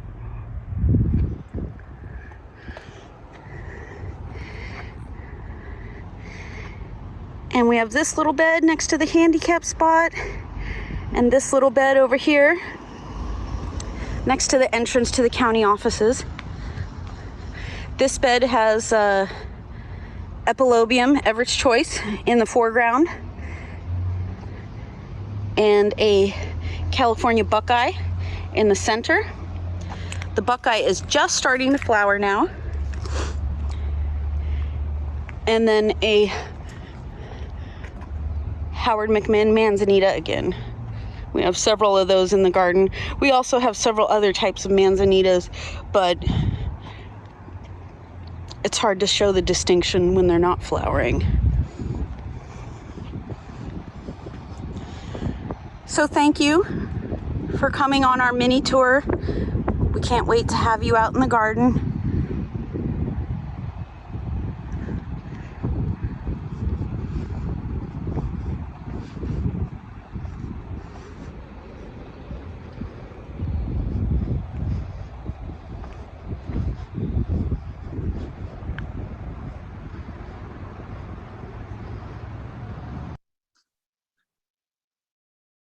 So that's the end of the video. I'm happy to take any questions from anybody. How do you become a master gardener? Master gardeners, this is the year that they do. Every other year is alternating. And so there will be a class of 2021. You can apply now. If you just Google Santa Clara Master Gardeners, it'll come up. And it's right on the homepage of how to become a master gardener. Thanks. I'm gonna send you some questions. This is Johanna. Few questions from earlier. Do we need to fertilize native plants? And then if yes, what do you recommend? No, I never fertilize natives, and I read a couple other people say they don't as well. I think Arvin just said he puts compost, and that's probably the most I do is compost and then mulch, and then the mulch breaks down and becomes part of the soil matter. So that's about the most amending that I usually do. Okay, and then along those lines, how much can you prune plants back? It depends on what it is. A lot of the time when we do maintenance, or when I'm talking about doing maintenance, I like to tell people what would happen in nature. And we've seen these last few years a lot of wildfires come through, and a wildfire is nature's way of pruning the environment. And so we don't necessarily want a wildfire at our house. So the way you prune things hard can replicate a fire cycle and invigorate a lot of new growth. So depending on what it is and the timing of things. Certainly at this Berger garden, we have the pathway that we keep clear, and we try to keep it as a ADA pathway, so it's 3 feet wide, and I try and keep the wildflowers out of the path. And that big bee's bliss salvia, we have to trim that back a couple times a year from the pathway, and I usually cut it back like 6 inches beyond the edge of the path, so it's got a little room to grow. But before the next quarter, we have to prune it again. The only thing I would say with pruning that you want to be careful of is you don't want to prune Ceanothus and Manzanita in the rainy season. They tend to be more susceptible to waterborne pathogens. So again, like a fire would come through at the end of summer, you want to do your pruning on a lot of the chaparral plants at the end of summer to replicate the timing of that fire cycle too. And does that answer the pruning question? I could go on and on. There's entire books just on pruning and maintenance. So I'd look at the CMPS pages about that. And usually when I give a talk, when we get back to giving talks again, I'll always answer maintenance questions while I'm going on about things. Okay, thank you. One more about maintenance. What's your advice on deer grass? So I'm a landscaper, so usually time is of the essence for us. And I am of the school of thought to just ball a deer grass into about a 2-foot ball and kind of thatch at it with a metal rake and pull the dead out of it. And we do that often and they come back beautifully. That big, beautiful green one has been cut like that several times at this Berger garden, and they love it. But if you have more time and patience and you don't want to see the ugly haircut, is what I call it, you can just kind of pull those stiff stalks of the deer grass and deadhead those out. Great. Different question. What's the name of the tree that gets top heavy? The Lavatera, it's now had, so botanists are always changing the names on me. I get them mixed up all the time. So Lavatera is now Malva. So it's Malva acergentifolia or bush mallow. Okay. Next questions. How did you decide how to place the Buckeye with Howard McMinn? And does the Buckeye get some protection from the afternoon sun from the Manzanita? No, the Buckeye, Buckeye, it has poisonous or medicinal qualities. So that's why I wanted it more in the center of the pathway so that the fruit wouldn't be like an attractive nuisance for anybody, because it is right at the entrance of the county offices. So I didn't want people to see them and pick them up, or a dog eat it and chew on it. That was mainly why I put it in the center. And then a Buckeye can tolerate the full sun. It will just defoliate faster. When it gets hotter, it is a summer deciduous tree. So that means, like I was talking about the monkey flower in the video, it will drop its leaves to conserve its energy. So it will tolerate the full sun just fine. And they're naturally are like that out in the hills, in the grassland, on the margins. And then I guess the Howard McMinn could have shielded it a little when it was a baby. But there's also a light pole right there and a fire hydrant. So yeah, I don't know how I ended up with the Manzanita in that corner, but that bed kind of evolved to that. Is this garden hand watered?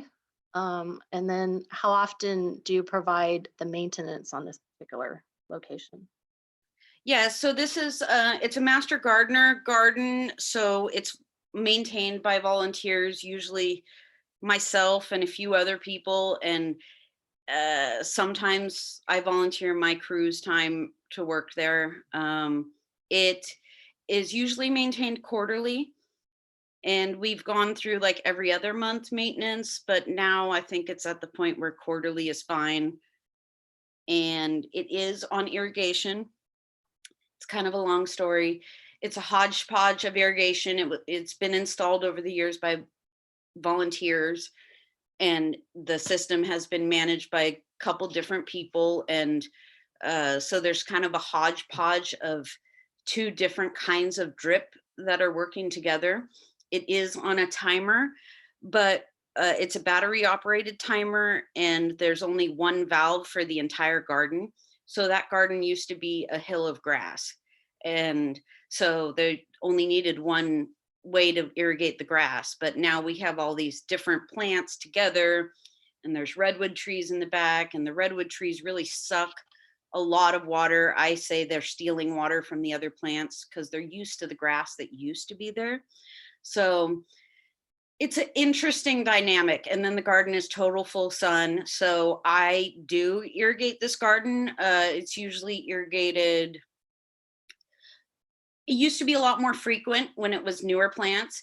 And then as the garden has aged, we kind of spread that out. But it's a full sun garden surrounded by an asphalt parking lot up against a concrete building. So I usually am watering it a couple times a week. Great. One more question.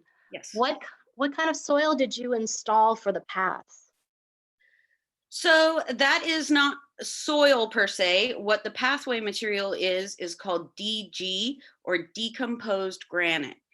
And it's usually what you find, that hard packed sandy stuff that you'll see at parks as a pathway. And there's a layer of base rock underneath it, and then there's a layer of the DG, or decomposed granite, on the top.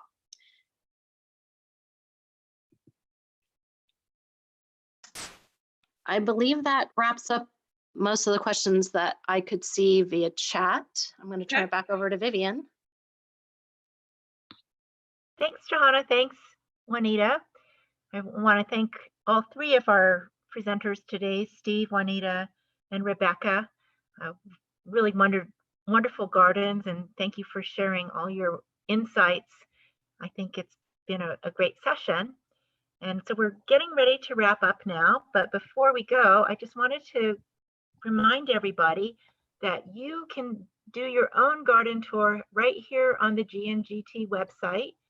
All of the gardens are available online. You can't go see them physically other than the public ones. The addresses are not available on the website. We only make them available during the physical tour itself, but some of them are public, like Juanita's and Rebecca's. And if you go to their entries, you will be able to see the addresses so that you can visit them. But the other gardens, many of them have videos, and they all have pictures. Chris has been actively updating it. I think he was even making changes as we were having the session today. So it's a wonderful resource, and you can do that in the evening after you've spent the day outside hiking or in your own garden. And next week, we will have another round of conversations with garden owners and designers starting at 10 on Saturday, and I hope you'll be able to join us again. Thank you so much, and a big thank you to Johanna for acting as moderator, and to Judy Fennerty, who's been monitoring YouTube and showing those questions back over to Johanna. It's been great having you, and I really appreciate everybody's work in making this event happen. See you next week. Thank you. Bye. Bye. Bye. Bye, everyone. Bye.